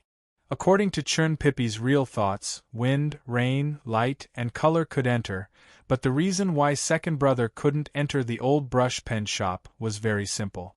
No matter how many people the two old men in the shop had killed, at least they were calm now. No matter what decision they made, they would think twice in Chang, and could still maintain a state of peace for the time being. But according to second brother's temperament, even the direction of his clothes should be classified into the truth, and he insisted on fighting without arguing. Once he entered the old brush pen shop, there would be an earth-shattering fight. What's more, do you think I didn't see the flame of excitement in your eyes when you pretended to be serious and solemn? Do you think I didn't know that you had been suppressed by the headmaster of the academy and eldest brother for too many years, and you couldn't leave Chang, and to wander around the world these 2 years because you had to preside over the academy? That's why you were full of fighting desire. Today, you finally met the divine priest of light who could be called an opponent. How could you let it go? It didn't matter what he thought. What mattered was that Chun Pippi knew that if he tried to persuade second brother like this, he would definitely be beaten violently and second brother would still walk into the old brush pen shop. So he tried to persuade second brother earnestly, "It's not wrong to be slow. Eldest brother is also very slow, but we still have to wait." Second brother said unhappily, "How can senior brother be the same as others?" Seeing that bringing up eldest brother didn't work, Chun Pippi made up his mind and grabbed second brother's sleeves and whispered a few words. Note: second brother frowned slightly and waved his hand to signal the cute little attendant who had been silently waiting by the side to return to the academy. He adjusted his ancient crown and tidied his clothes. Then he closed his eyes and waited quietly on the stool under the tree. From dusk to midnight, many people came to the Lin 47th Street.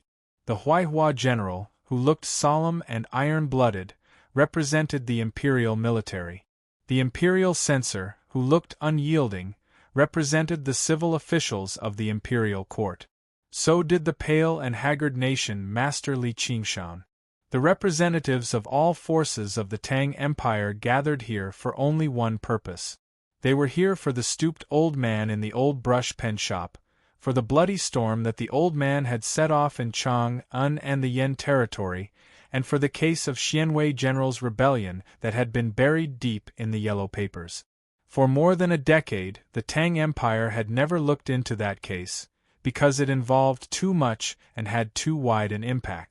It was related to the Prince and General Xiahou, and even more related to the West Hill Divine Palace and a more mysterious source. However, the Divine Priest of Light, who had plotted this back then, had betrayed the Divine Hall and come to Chang'an in person. How could the Emperor and ministers of the Tang Empire allow him to leave safely again? The Chang'an local government and the Fish Dragon Gang were not qualified to attend such a grand occasion. These bigwigs and their subordinates sat expressionlessly under the big umbrellas at the entrance and end of the alley. Because they did not know the situation in the old brush pen shop, no one walked over. Some people had already noticed a weirdo with a tall hat sitting under the gray wall opposite the old brush pen shop, and an extremely fat young man standing beside him. But after knowing their identities, no one dared to express any doubts. Time passed slowly, and the night was full of stars. Li Qingshan walked slowly from the entrance of the alley, walked to the two, and saluted with hands folded in front. He did not say anything, and just silently looked at the closed door of the old brush pen shop like the two.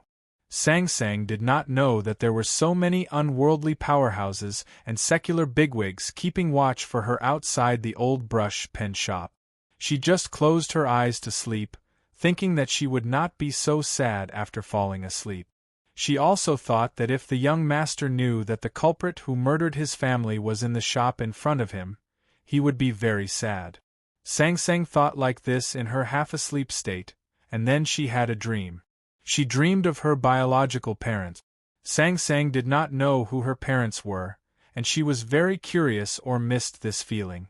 After all, Ning Ke was only 4 years older than her, and it was difficult for him to completely replace the existence that everyone needed. Until she met an old man in Chang'an, whose cotton-padded jacket was stained with hot and sour noodle slice soup. She felt very close to the old man, and it was a kind of natural closeness. From the old man's eyes, she saw unreasonable and completely unconditional love, just like Ning Quebec. So she thought that she met the existence like her parents, and she began to call him teacher. Sang Sang woke up with a start, and her cheeks were slightly wet. It was silent all night, like a bean oil lamp gradually going out, and the morning light gradually brightened outside the door. No one from the Divine Hall came. You know the style of the Empire. Master Yen Sei sighed and said, In Chang'an, we can't use the Black Cavalry to kill you. If people like us take action, it will only lead to misery and suffering. But the Imperial Court will not let you go, so now it is a deadlock. The old man was silent. He was very clear that since he was discovered by the Tang Empire today, they would certainly not allow him to escape again. Although he was the Divine Priest of Light in the Divine State, when a powerful empire came out with all its strength, he would still be in a desperate situation without the protection of Chang'an and its residents. I heard you said that you also gambled when you were in the shabby temple in the kingdom of Song. Master Yen Sei looked at him and said calmly, Let's make another bet. It's a bet of life and death. If you win, you can continue to look for the shadow of nightfall. If you lose, you have to leave your life in Chang'an. It can be regarded as an end to the old thing and comfort the thousands of innocent souls who died because of you. The old man was still silent. Master Yen Sei looked at his eyes and suddenly said, For the sake of your female disciple, gamble with me. The old man thoughtfully stood up and said, That makes sense. I admire you. It's worth it. There were 3 words in this sentence. Yen Sei did not hesitate to give up the god-stunning array of Chang, and as the background in order to seek a chance to fight.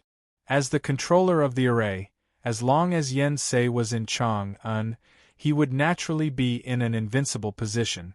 No matter how strong the opponent was, he could at least ensure his own safety. As long as it was for Sang Sang, it was worth it to do this gamble that involved life and death, as long as it was for Sang Sang. As for the reason, it was worth it. The old man was the light. If he wanted to keep the light in Sang Sang's world, he should make a choice that was truly light for the last time. In a word, everything was for Sang Sang. It was unreasonable for many people, but it was very reasonable for the old man. It was not worth it for many people, but it was very worthwhile for the old man. Sang Sang was a little black handmaiden. Her hair was a little yellow, not good-looking, not to mention beautiful. She looked very inconspicuous, and her temperament was not cute and pleasing. Those who did not know her would regard her as a piece of barnyard grass swaying in the cold wind that could be annihilated at any time. However, those who really knew her would treat her as a treasure. Up until now, only her young master Ning Ke and her teacher, the great divine priest of light, had known her. So when Prince Long Qing smiled and threatened her with words, Ning Ke anxiously pondered in silence by the Daming Lake and tried hard to break the realm. Then he shot the noble divine son of West Hill with an arrow without hesitation. When Wu Dao made her unhappy and tried to do something to her, great divine priest of light put down the yellow croaker on the table and went to the alley without thinking. He casually pointed at the monk from the unknown place and turned him into a blind man. The morning light came to old brush pen shop on Lin 47th Street in Chang'an. Master Yen Sei and great divine priest of light finally finished talking about the old days and negotiations hidden in their word. They decided to use a relatively simple way to resolve the current deadlock and write an end to the history of more than 10 years. The old man opened the shop door slowly with his old hand. He looked back and saw that Sang Sang had come behind him. She was half awake and half asleep all night. When there was a slight movement in the front shop, she woke up and rushed over. The old man looked at her quietly and suddenly said, "Do you want to have a look?" Sang Sang nodded hard. The old man glanced at Master Yen Sei. Master Yen Sei smiled and said, "She is indeed the best witness." The old man looked at Sang Sang's little face, paused for a moment and said with a smile, "Take the new urn. It has not been stewed with chicken soup, so there is no grease. It should be suitable to store ashes later." Hearing this, Master Yen Sei said, "If you have an old urn, take it with you. Speaking of which, you have earned a lot of money from my chicken soup calligraphy, but I haven't tasted your chicken soup yet." Sang Sang lowered her head and said softly, "If you don't go out, I will stew chicken soup for you today." The old man looked at her tenderly and shook his head. Then he looked at Yen Sei and said, "The old urn has grease, and the ashes are easy to stick to the wall." Master Yen Sei flicked his sleeves and walked out of the old brush pen shop with a big smile. He said, "My Taoist robe has always been greasy in my life, but I have never disliked it. Do you think I will care about whether the ashes will be stained by grease after I die?" Note: I really can't think of how to persuade second brother. I have spent more than an hour on this reason, but I still can't figure it out. I can't persuade such a stupid person. Why don't I just let him appear? That won't do. The Academy must have a firm stand on this occasion. Chen Pippi is not a good choice. In addition, no matter the new urn or the old one, they are all my favorite urns. This is the first chapter of today. On the first day of the month, please support the monthly vote. Thank you. To be continued. If you like this work, please come to Chidien.com to vote for me. Your support is my biggest motivation. Chapter 296. As the morning light came, Chang'an City slowly woke up from its sleep. The door of the old brush pen shop was pushed open, and those bigwigs in Lin 47th Street were immediately alert. It was colder this year than in previous years, but it had not snowed for many days. The remaining snow under the tree roots turned gray day after day. However, when the door was pushed open with a squeak, it began to snow. Second brother looked up at the sky, and then looked at the door that had just been opened. At the entrance of the alley, a black carriage slowly came in the wind and snow. The heavy body made of metal slightly trembled the bluestone in the alley, and the wheels made a low sound like thunder. Master Yen Sei and great divine priest of light walked out of the shop and sat in the carriage. A moment later, a thin figure also walked out of the old brush pen shop. Sang Sang held the new urn in her left arm and the old one in her right arm. It seemed to be a little heavy, and she struggled to climb into the carriage. The black carriage drove to the city gate in the wind and snow. It was still quiet in Lynn 47th Street. The general at the head of the alley and the censor at the end of the alley did not move, and looked solemnly at the black carriage leaving. Second brother stood up from the stool, and with his hands behind his back, he walked to the city gate with Chun Pippi following the track of the black carriage. Until then, other bigwigs in the alley dared to move. The general ordered the Yulin royal guards hidden everywhere in Chang'an City to return to camp. The censor went straight to the palace to report.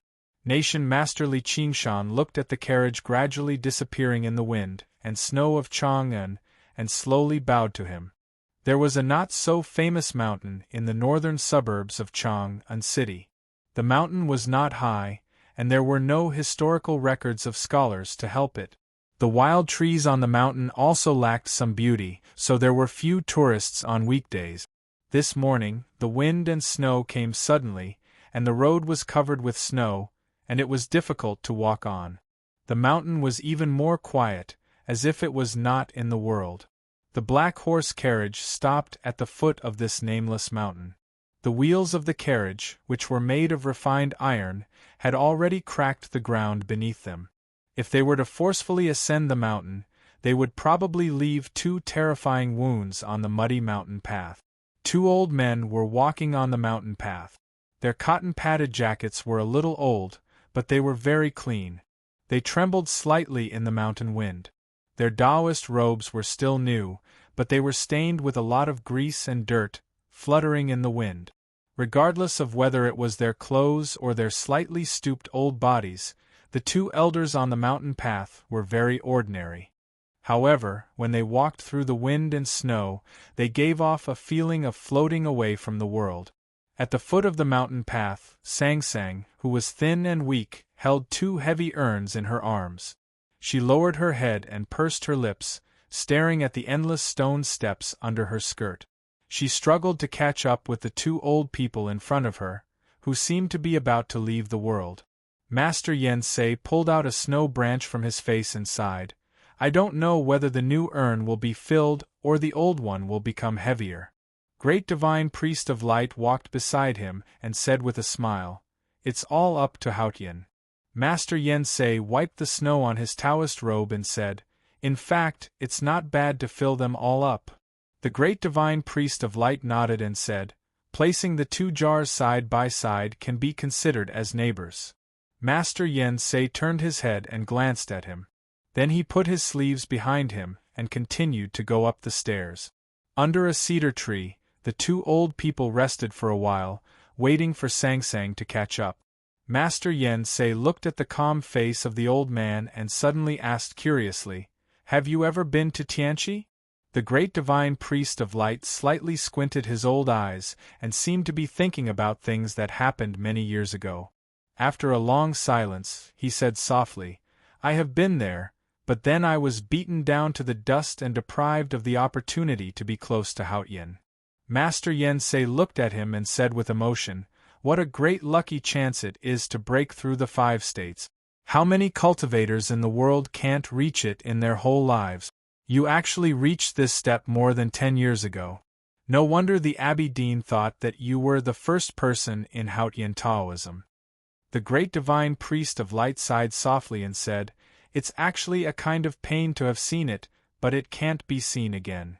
Sang Sang finally arrived under the cedar tree. Her face was red and she was out of breath. The 2 old people did not give her any time to rest and continued to walk up the stairs to the top of the mountain. Master Yen Sei said, You have broken through the 5 states, but you were beaten down to the dust. This can only prove that Haotian thinks that what you have done is wrong, so he is determined to take back this gift. You have to pursue the shadow of the night, the son of Yama. In fact, does it have anything to do with the glory of Haotian? In fact, in the end, you believe in yourself, not Haotian. The Great Divine Priest of Light sighed and said, In fact, in the past decades, I have been thinking about a question. Why do those excellent Divine Priests of Light in the history of the Divine Hall often leave the Peach Mountain? Why do those who are said to be closest to Haotian often choose a road that Haotian doesn't appreciate?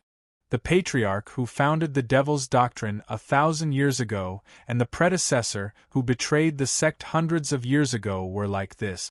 Finally, I also embarked on this road. He turned to look at Yen Sei and said after a long silence, I have thought about this for a long time. I was still thinking about every step when I was climbing the mountain. Until now, when I saw the red sun rising in the sea of clouds in front of me and saw the warm red light, I understood that it is because the person sitting on the divine priest of light believes in the light. Master Yen Sei was silent. He understood the meaning of the great divine priest of light's words. He believed in the light, but Haotian didn't necessarily represent the light. At this time, the two old men had climbed to the top of the nameless mountain. Sang Sang rested under a straight white poplar tree behind her. The old and new urns beside her reflected the ruddy luster of her slightly dark face, full of warmth. At the end of the sea of clouds in the east of the cliff, the rising sun had all jumped out, red and round. On the cliff, there was still fine snow floating. Watching the sun in the snow, it was really a strange picture. Walking to the edge of the cliff, Master Yen Southeast reached out to drive away a drifting snowflake in front of him. Looking at the red sun calmly smiling between the two layers of clouds in the east, he asked, How does it feel to take that step? Taking a step forward, one would enter the lower layer of white clouds lingering between the mountains, or walk into the warm light. The great divine priest of light walked to his side and looked at the distant sun side by side. He said, After the battle between you and Lu Bai beside the sea wall of the kingdom of Song, I saw the red sun gradually setting. I felt something, but I only took half a step forward. No matter it is half a step, you have taken it after all. I envy you very much. Master Yen Sei sighed and said, No wonder Lu Bai looked at you so strangely that day. After all, I am still a guy who is slow to understand. The great divine priest of light recalled the shocking sword that broke the sky many years ago, as if it came from thousands of miles away. Thinking of the earth-shaking talisman of the old Taoist priest beside him at that time, he could not help but smile slightly and said, In principle, Lu Bai should have taken half a step forward. But I don't know why there is no news for so many years. Maybe he is afraid? Master Yen Sei thought of the strongest person he had met in his life. He slightly frowned, but did not say anything. The great divine priest of light looked at him, and said with a faint smile, Many people think that you have broken the possibility of breaking the 5 states because you entered the Tao with pure yang. But I think there is always a new life in the end. Lu Bai is the strongest person in the world, but you can face him head-on and not be defeated. If he can cross it, there is no reason why you can't cross it. So, what about you? The mountain wind came with snow, blowing the loose Taoist robe. Master Yen Sei looked at the blue sky and the red sun between the clouds and said calmly, Last year, when I became Ning Kei's disciple, all my obsessions turned into peace and my mind suddenly became open. At that time, I knew vaguely to take that step, but I don't know why I am not willing to take it. He looked at the great divine priest of light and said, As you said about Lu Bai, because of fear. The great divine priest of light frowned in the morning light. After a moment of silence he asked, Why are you afraid? When talisman Taoism goes to the end, it is the truth of heaven and earth, the most essential law. I have been cultivating talisman all my life, which is gradually going to the original. However, the extreme is the area that Haotian is qualified to touch. Master Yen Sei said expressionlessly, When cultivating talisman Taoism, it is inevitable to touch the forbidden area. It is about self-revelation, not Tianqi. So what will happen when you break the 5 states? This is fear. The morning sun was calmly watching the cliff from the distant end of the sea of clouds.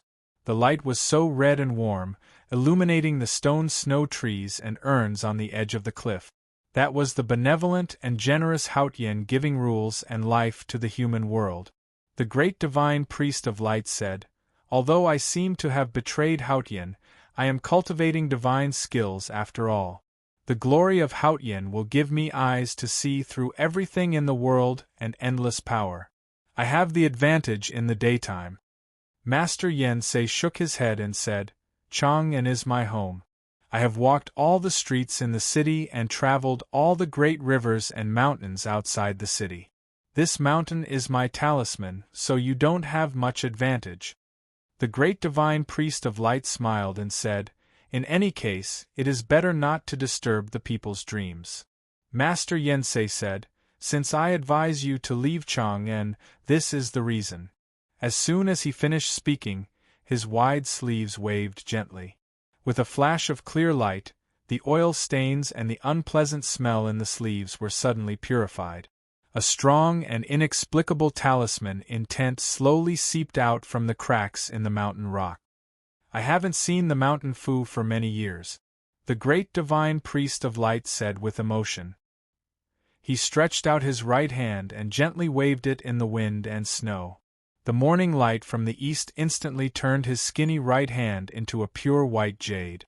Countless weak specks of light scattered from his fingers and flew into the air like fireflies. When the strong talisman intent seeping out from the mountain rocks touched these holy light spots, there was no terrible result. Instead, they nestled together intimately and slowly drifted down from the top of the mountain to the bottom of the cliff, gradually forming an invisible barrier. The seven-colored flowing light flowed on the barrier, like a beautiful rainbow in the snow. The two old men looked at the rainbow cover in front of them that covered the whole mountain, feeling the harmony and strength in it. They were very satisfied and nodded, and then looked at the silent little girl behind them at the same time. The next chapter is about 5 o'clock. To be continued. If you like this work, please come to Chidien.com to vote for me. Your support is my greatest motivation. Chapter 297. In an abandoned pavilion a few miles away, second senior brother looked indifferently in the direction of the mountain. Just a moment ago, the mountain suddenly disappeared. Whether it was seen with the naked eye or perceived, it no longer existed. Standing behind second senior brother, Chun Pippi scratched his head anxiously as his heart itched. Great Divine Priest of Light and Master Yen Sei were two super powerhouses at the peak of the knowing destiny state and even half a step beyond the 5 states. It was not easy to see. In the past decades, except for the storms that youngest uncle once cut with his sword, there were only a few. How could he not be curious? There was nothing but wind and snow over there, but second brother still looked at that place with an indifferent expression, as if he could see everything clearly. His eyes did not emit crystal light, but were filled with a very serious and righteous aura. Wherever his eyes passed, all the wind, snow, and leaves avoided him in fear. Chun Pippi knew that second brother could see the movement on the mountain, so he nervously rubbed his hands and asked, Senior brother, what's the situation now? Did they fight? Sangsang should be fine, right? Otherwise, I can't explain to youngest brother. Second brother slightly frowned and impatiently said, Shut up and watch. Chun Pippi immediately shut up and thought bitterly, How can I watch it if I can't see it? Master Yen Sei took out something from his arms and solemnly handed it to Sangsang, and then said a few words. Great Divine Priest of Light looked at Sangsang tenderly, gently put an ID token in her hand, and then touched her head. At this time, what was said were all last words, and what was told were all things after. But no one knew who said the last words and who would really leave a lot of things for Sangsang to deal with. Master Yen Sei walked to the edge of the cliff and closed his eyes to meditate. Great Divine Priest of Light walked to the other side of the cliff and calmly looked at the morning sun in the snow. Master Yen Sei opened his eyes. Great Divine Priest of Light withdrew his eyes. Master Yen Sei looked at the calm face of his old friend and suddenly laughed. He stretched out his right hand and gently waved his sleeve. Intentionally or unintentionally, a big talisman was formed.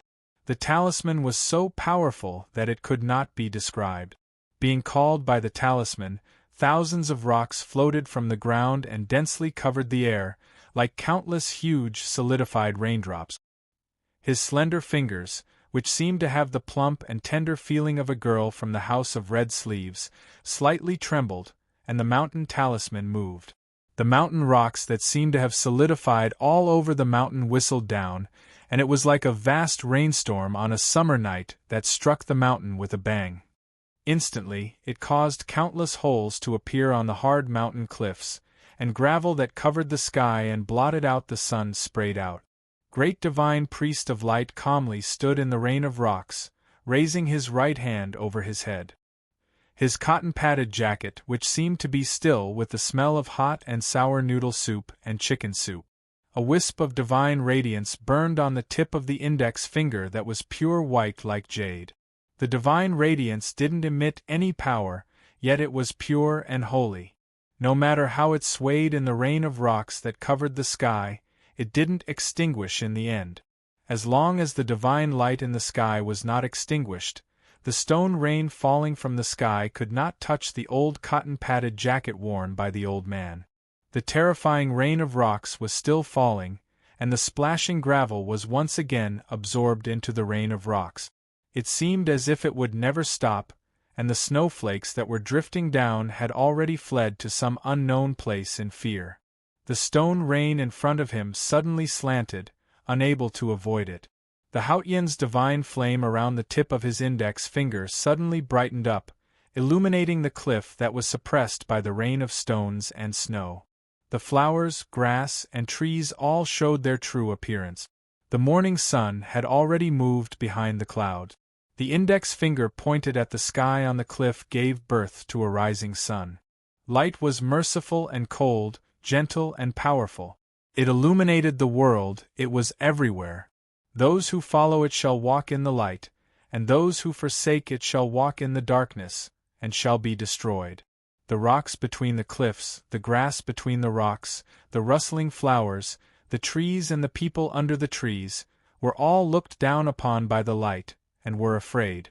The rain of stones stopped raining down. Snowflakes fell from the sky again, and landed on the invisible rainbow barrier outside the mountain, turning into 7 colors. Master Yen Sei slowly opened his eyes and felt the purest light in the world.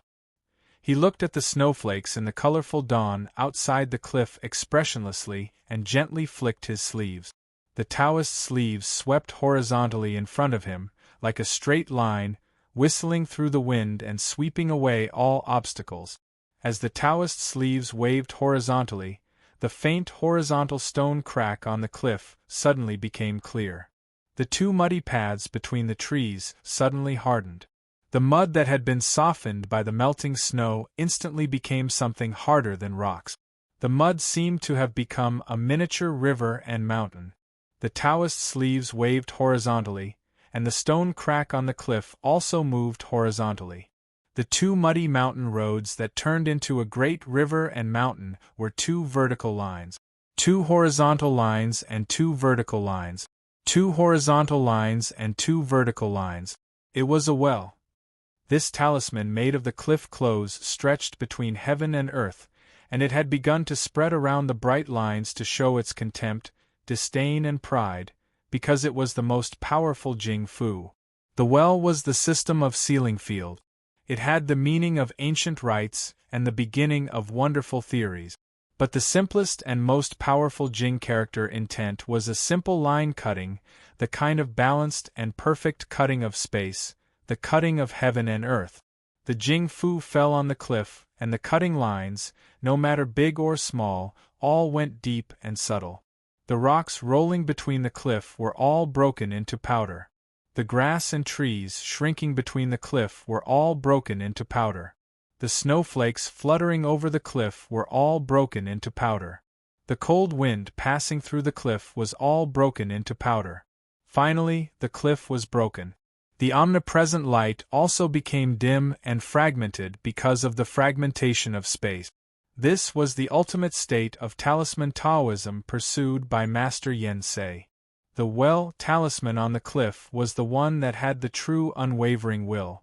Not only could it cut through everything in the world, but it could even cut through space.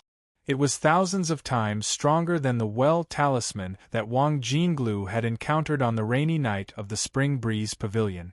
The light always needed space to walk. When the space was broken, how could it shine? The great divine priest of light looked at the countless thin lines in front of him, and sighed in his heart. He knew that at this moment, Yensei finally stopped thinking about other problems and took the first step beyond the 5 states. The talisman Taoism that had the ability to make Haotian's divine light dim and even break had gone beyond the scope of Haotian's permission. His cotton sleeves had been cut into pieces, and the cotton had also been cut into pieces by the talisman. There was a glittering light outside the skin of his arm, which had become thinner and thinner under the powerful Jing Fu. But his bare arm pointed to the sky in the east, and his index finger was burning with bright divine light, which was very firm and persistent. Perhaps it was his firm and persistent belief in the light that moved the creator of the heavens above. The great divine priest of light seemed to understand something. He looked at the clouds quietly, and his deep eyes were crystal clear. His old cheeks were full of tears, and he murmured, "Thank Haotian for giving me strength." The sun outside the clouds suddenly shone brightly. A majestic force passed through the snow and clouds, ignoring the distance and the broken space between the cliff, and directly poured into his old body. There is another chapter today. To be continued. If you like this work, please come to Chidien.com to vote for me. Your support is my greatest motivation. Chapter 298. That vast, irresistible, and perhaps even glorious, tremendous power descended from the heavens and entered the human body. Without any experience or preparation, the relatively small and fragile human body would have been directly shattered into countless shards of light by that power, or turned into an idiot in bewilderment. But this situation was not strange to the great divine priest of light. Many years ago, he had taken that step and understood the revelation of Haotian. He understood that as long as he opened his heart and body in all aspects, he could get the most precious gift that Haotian gave to human beings, so that he could use this power that should not appear in the human world. The great divine priest of light's crystal-deep eyes calmly watched everything between the cliffs, as if he could see every line of Jing Fu cutting the space. The divine light around his index finger had become a mass of solid white light. The beautiful and holy milky white light exuded an unimaginably horrible aura. Countless rays of pure white light spread out from his fingers. Some hung down like umbrellas, protecting his body, but even more pierced out like sunlight, piercing into the space that had been cut into countless pieces. After the light pierced into the space fragments, the fragments suddenly became bright. The horrible aura contained in the light supported the lines on the edge, so that the space would not continue to be broken. Master Yensei used the powerful talisman meaning beyond the 5 states to cut the space into pieces. The great divine priest of light forcibly maintained the existence of the space with the power of Tianqi. Tens of thousands of pieces of bright broken space were like tens of thousands of tiny mirrors. The images of the cliffs, the air, the snow, the flowers and the trees appeared in the mirrors. Although they were all broken pictures that had no connection after being cut, they still existed. On the edge of tens of thousands of bright mirrors, the lines of cutting were slightly trembling. If these lines collapsed, the power of light would break through the shackles of cutting and return to the real and complete world. If these lines continued to cut into the fine parts, then the space would continue to be broken. No matter what kind of aura of light it was filled with, it could only gradually dim in the end. The talisman meaning borrowed from the aura of heaven and earth or the power of light borrowed from Haotian, which was more powerful. Talisman Taoism was the truth that human beings understood from heaven and earth and mastered the deepest law of the world. Light was the reward or punishment that Haotian gave to the world. Who would win? Everything on the cliff, including the cliff itself, had been cut apart. Supported by Haotian's indifferent aura of light, it did not turn into green smoke. Only a tree was not shattered and sealed in the bright mirror. It was a tall white poplar tree, and a little girl was squatting under it. The little girl held an old urn in her left hand and a new one in her right. She trembled slightly in the light and talisman between the cliffs, like a grass shivering in the cold wind. A piece of snow that escaped from nowhere landed on her shoulder. She picked up the piece of snow and felt it slowly melt between her fingers. Looking at the scene, her willowy eyes grew brighter and brighter, but her pupils grew darker. Her black pupils seemed to be able to see the essence of light. The battle between a divine talisman master beyond the 5 states and a great light in the Tianqi state had no specific form or picture in the real world. However, both the old man and Master Yen Sei used their consciousness to seal the white poplar and the little girl under it out of the space, so she was a real bystander. Therefore, this battle that could not be understood by the secular world was portrayed into a picture that could be understood by human beings after falling into Song Song's black eyes. Those pictures were extremely beautiful and also extremely frightening. The majestic aura, the sacred light, the fearless heaven and earth, and the talisman meaning, they cut and hurt each other, snuggled and struggled. The space compressed the light, and the light broke through the space, and finally compressed and condensed into the stars in the dark night sky, into the silent flowing fire in the wilderness, and into the spring reflected on the dewdrop. Then all the pictures disappeared in Song Song's eyes. They were invisible and formless, and even did not exist. There was absolute darkness and silence, darker than the darkest night, darker than the darkest clouds, just like the pupils of Yama. If it were any other ordinary girl, she would have fainted from the shock, but Sang Sang didn't. She didn't know what had happened. She couldn't understand what had happened on the cliff, but she still tried her best to open her eyes wide. She watched and waited quietly. She wanted to see everything that she could see and remember everything that she could remember, because she knew that Ning Kei would want to know what had happened today in the future. In the absolute darkness, a tiny light spot suddenly appeared, and then the light spot suddenly erupted into countless beams of light particles, breaking through the whole space in an instant, like the birth of a new world. It was also like countless beautiful fireworks blooming in the night sky. Looking at those beautiful fireworks, Sang Sang rubbed her eyes confusedly. When she opened her eyes again, she found that everything that had happened had disappeared, and the cliffs came back to her. The rainbow inhibition that covered the nameless mountain disappeared without a trace. Snowflakes fell again. On the edge of the cliff stood 2 old men looking up at the sky. At this time, they finally became real old men, and they coughed when the cold wind passed through the cliff's blue. Master Yen Sei raised his arm and wiped his nose with his sleeve. He looked at the sky and murmured, "So that's what happened." The right sleeve of the great divine priest of light's cotton-padded jacket had become nothing. He put his right arm into the left sleeve, squatted down like an old farmer, and slightly squinted his eyes to look at somewhere in the sky. Master Yen Sei pointed to somewhere in the north and said to the old man beside him, "I saw an unprecedented big talisman." The big talisman only had 2 simple strokes, starting from the north of the wilderness, one in the west and the other in the east.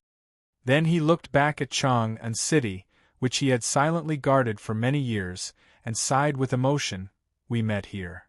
At that moment, he surpassed the 5 states of cultivation and even went further.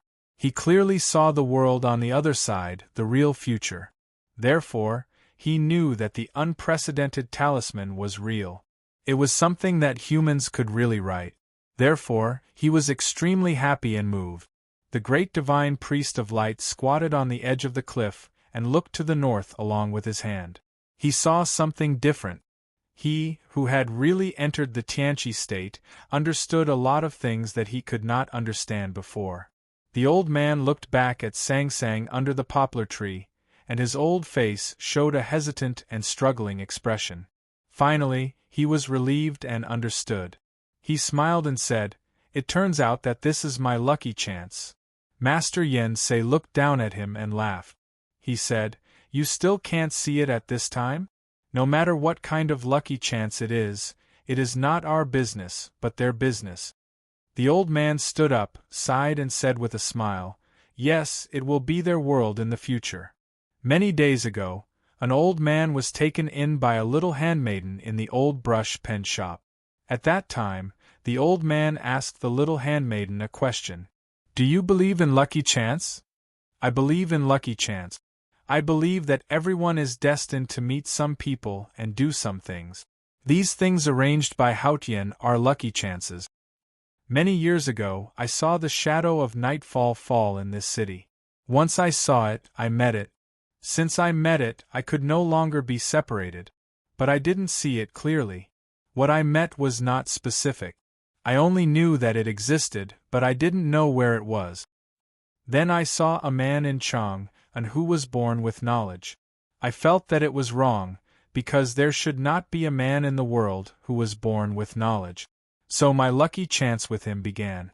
Many days later, standing on the edge of the cliff on the outskirts of Chang'an, the old man realized that his lucky chance was not with that man, but with the little handmaiden named Sang. A gust of winter wind blew, and the two old men standing side by side on the edge of the cliff instantly turned into ashes like snow. For hundreds of years, the most outstanding great divine priest of light in the West Hill Divine Palace left this world peacefully. He was so talented and omnipotent that he could be called the most powerful man in the Peach Mountain. But he was imprisoned for 14 years because of the so-called lucky chance. He escaped from the Peach Mountain and came to Chang'an, but he couldn't find the shadow of nightfall. It seemed that this trip was just to meet Sang and accept her as his successor. At the moment before his death, he received a revelation from Haotian. Finally, for the first time, he clearly saw what the shadow of nightfall looked like. He saw that his successor would inherit him and shine in the world. So he left with peace of mind. For hundreds of years, the most outstanding divine talisman master of Haotian Taoism also left this world peacefully. He laughed and scolded and played in the world without any false reputation. But he was the first powerful man who surpassed the 5 states by virtue of talisman Taoism. Master Yen Sei lived a carefree and casual life. He was just looking for a successor. When he met the chicken soup calligraphy, he finally got his long-cherished wish. It seemed that he lingered in the brothel all his life just to accept that guy as his successor. At the moment before his death, he saw through the reincarnation of light and darkness and saw the big talisman. He knew that his successor Ning Ke would definitely write a big talisman that he had never written in his life. He knew that the guy would definitely be able to accomplish what countless talisman masters wanted to accomplish. So he left with peace of mind and even happiness. The wind blew and the snow stopped. It was quiet on the cliff. The lonely white poplar looked at the sky. The lonely Sang wiped her eyes and struggled to walk to the edge of the cliff with 2 heavy urns in her arms. Then she knelt in front of the 2 piles of ashes. The wind on the cliff kept blowing, and the 2 piles of ashes were blown everywhere. Many of them had already been blown into the air, onto the snowy ground, and even further away. Sang knelt on the ground and held out her hands to put the ashes into the urns. My teacher lives in the new urn. He likes cleanliness. Young master's teacher lives in the old urn. He is not afraid of oil. She reminded herself softly. She put the ashes of the 2 old people into the urns one by one. The annoying mountain wind disturbed her from time to time. The ashes were blown everywhere, even on her cotton skirt and small face. Sang raised the back of her hand to wipe her face. Then she lowered her head and continued to put ashes into the urns. To be continued. If you like this work, please come to Chidien.com to vote for me. Your support is my greatest motivation. You're tuning in to the Phoenix Knights YouTube channel. Don't forget to subscribe and join us on this journey to catch the most captivating stories.